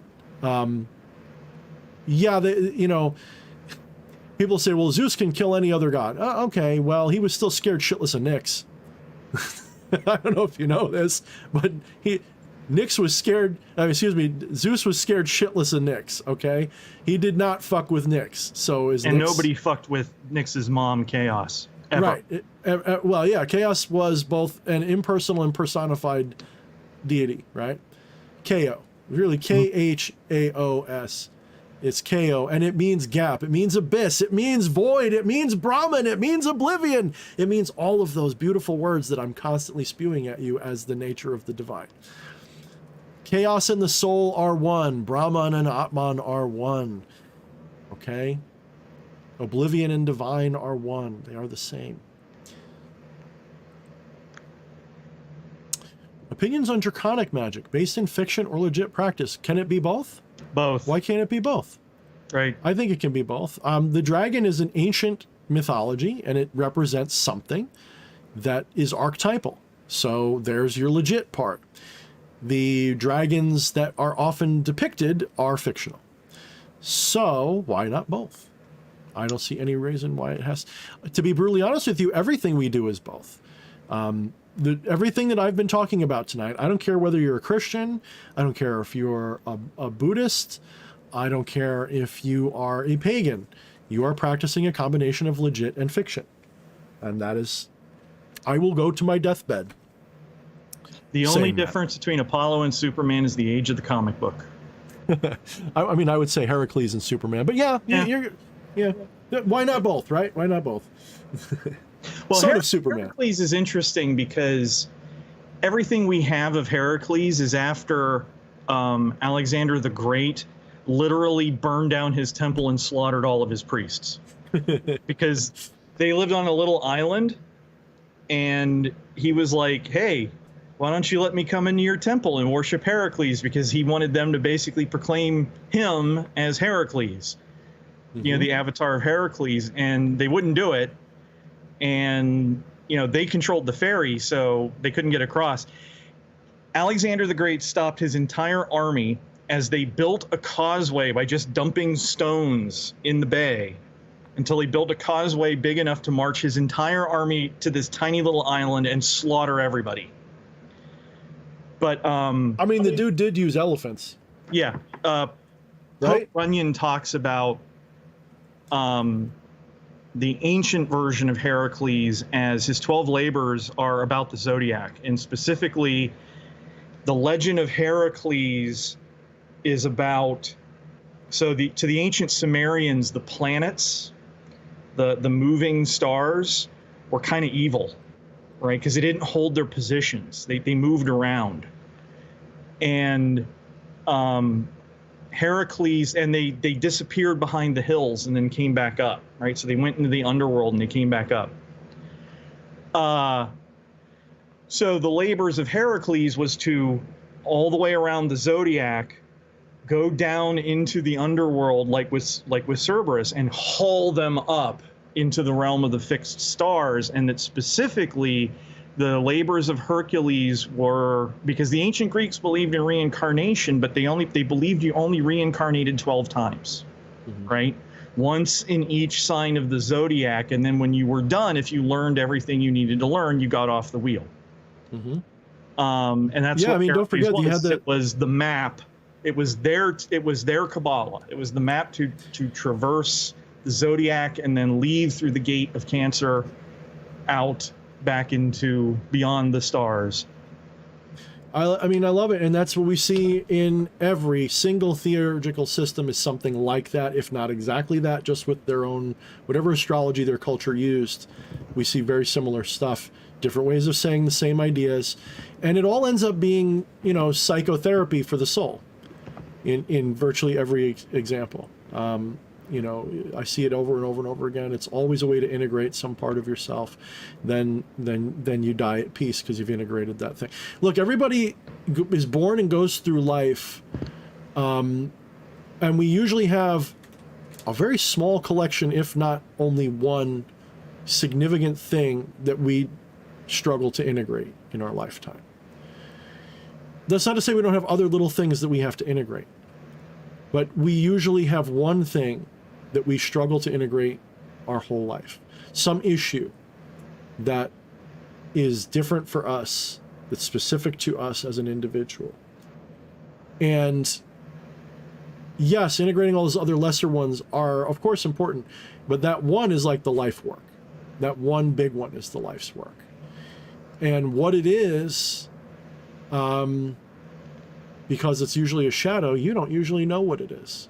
Your whole life is the process. If you sit there and go, oh, it's because I got a gambling problem, that's probably not it. Oh, it's because I don't know, pick something, you know. If it's something that comes right to your mind, chances are very good that's not it. That might be a symptom of it.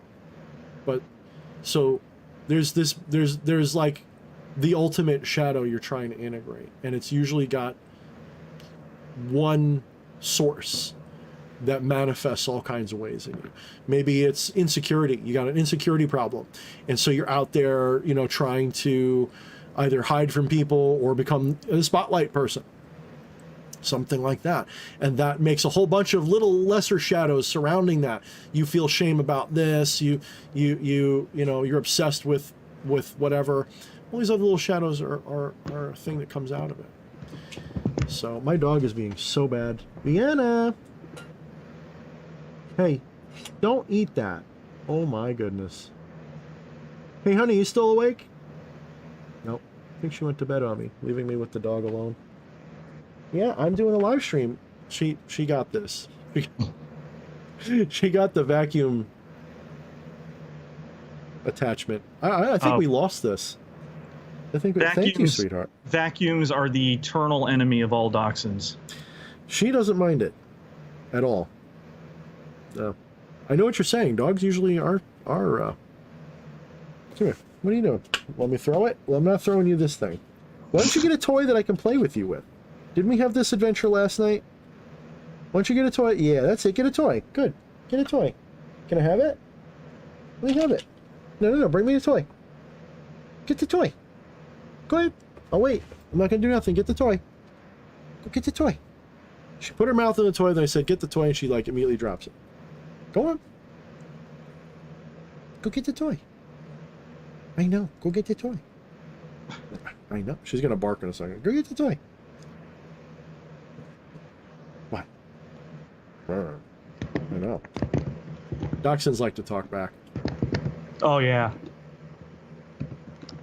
There you go. Let me have it.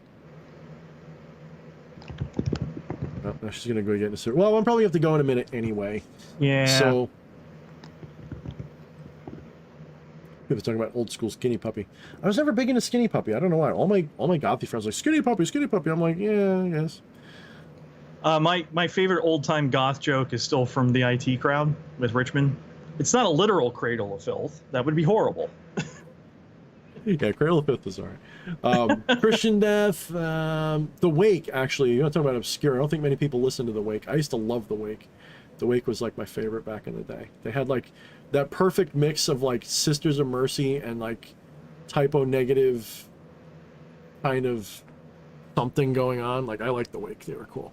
The lead guitarist from Sisters of Mercy and the singer from Skeletal Family did a side project. They only did one album, and I can't remember the name right now. God damn it, it was right there.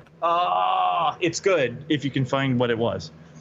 There's so many like really good, I like Poetry of Shadows, Fuck-a-doodle-doo. There's so many really good ones that I can't. They don't make them like that anymore, man. They just don't. They really don't. It's gonna bug me. I gotta find it here. Alien Sex Fiend was pretty cool for a hot minute. Alien Sex Fiend, that's like, if you're gonna do 80s night goth, like, they better play. Fucking, like, Sex Pistols, but goth. That's like Alien Sex Fiend. Yeah, I listen to a lot of the, like, dark wave stuff. Oh, yeah, dark wave was good. I like dark wave shit. Ghost Dance. Oh, I think I remember them. Ghost Dance. Yeah, I know who Ghost Dance is. Word to the Wise. That was a great album, 1988. Nosferatu. No, oh, dude. Fucking Lestat. Who the fuck does... Yeah, Lestat. How can I forget Lestat? Holy shit. The actual Lestat that fucking Anne Rice based some shit on. According to her, there was a goth band called Lestat. And yes, there was. And they were pretty fucking good. So the origin of the character Eddie Romanoff was specifically a reaction to Anne Rice. Like, if I'm a vampire, an immortal creature of the night, I am not sitting around moping about my lost humanity. I am ripping out throats and throwing trucks at people. Which means you get killed quick, and everyone else gets miserable around. Well, that's what the storyteller thought too, and he sent us on a suicide mission, and we burned down half of Baltimore and got away with it. So his literal words were, "Fuck it, you're heroes now." Yeah, you're one of those we don't hide vampires. That's yep. Yeah. Gee, I don't know. What kind of vampire would I be? Shit, I don't know. I'd probably be like the vampire who fucking spends eternity at a monastery at the top of Mount Himalaya and comes down in search of Golconda. Yeah, I no, that's not true. I'd probably be hanging out with, like, I don't know. I'd probably be doing like the fucking organized crime shit. That's probably what I'd be doing. If I had to be honest with you, I'd probably be like underworld shit. That was my favorite clan in Vampire the Masquerade, was the Giovanni, the literal Italian mob of vampires. And they were all necromancers. I'm lying. That wouldn't be me. I honestly think, I don't know what I would do. Maybe like, fuck, man, what would I be like? Okay, remember, all right, I know exactly what I'd be like. Remember that old Beauty and the Beast TV show where they lived in the sewers? Yes. With Ron Perlman? I guess I'd be like the Nosferatu clan vampires. I would probably be hiding out in the sewers and say to hell with the world. I would come up at night and fuck around, and I'd come back. I'm not saying I'd even be an ugly one. I'd probably be Zymesi or something like that. But I'd live underground. Oh yeah. Once I discovered flesh crafting, that was all there was to it. I had this thing called I was an interrogator. And so he had this thing called the Room of Pain, where he just flesh crafted out the pain receptors from like 20 different people, put them all over the walls, terminated in 2 little nerve bundles. When they had someone they wanted to interrogate, he just splice them in. Wait. All right. Well, I think we're going to wind this up. Guys, I had a lot of fun. I was a little weird tonight, but I had fun. And my dog's being bad. So I'm going to have to bolt quickly before she ends up murdering herself, because that's what she does when she wants attention. But I do appreciate everybody. Thank you for coming and hanging out with us. Thank you to Eddie for being the font of bullshit, knowledge that he is. You know, good things are coming. Good things are coming. If I ever finish my damn book, you know, that'll be the start of something new. But until then, it'll just be this shit for a little while, coming a little bit further. But remember, don't forget, September 30th is the current game plan for the get-together at QXT's, and we'll have a good time. And I guess until next week, mind the things that often lurk around you that we call shadows, perhaps. So good night, Eddie. All right, bye. Goodbye.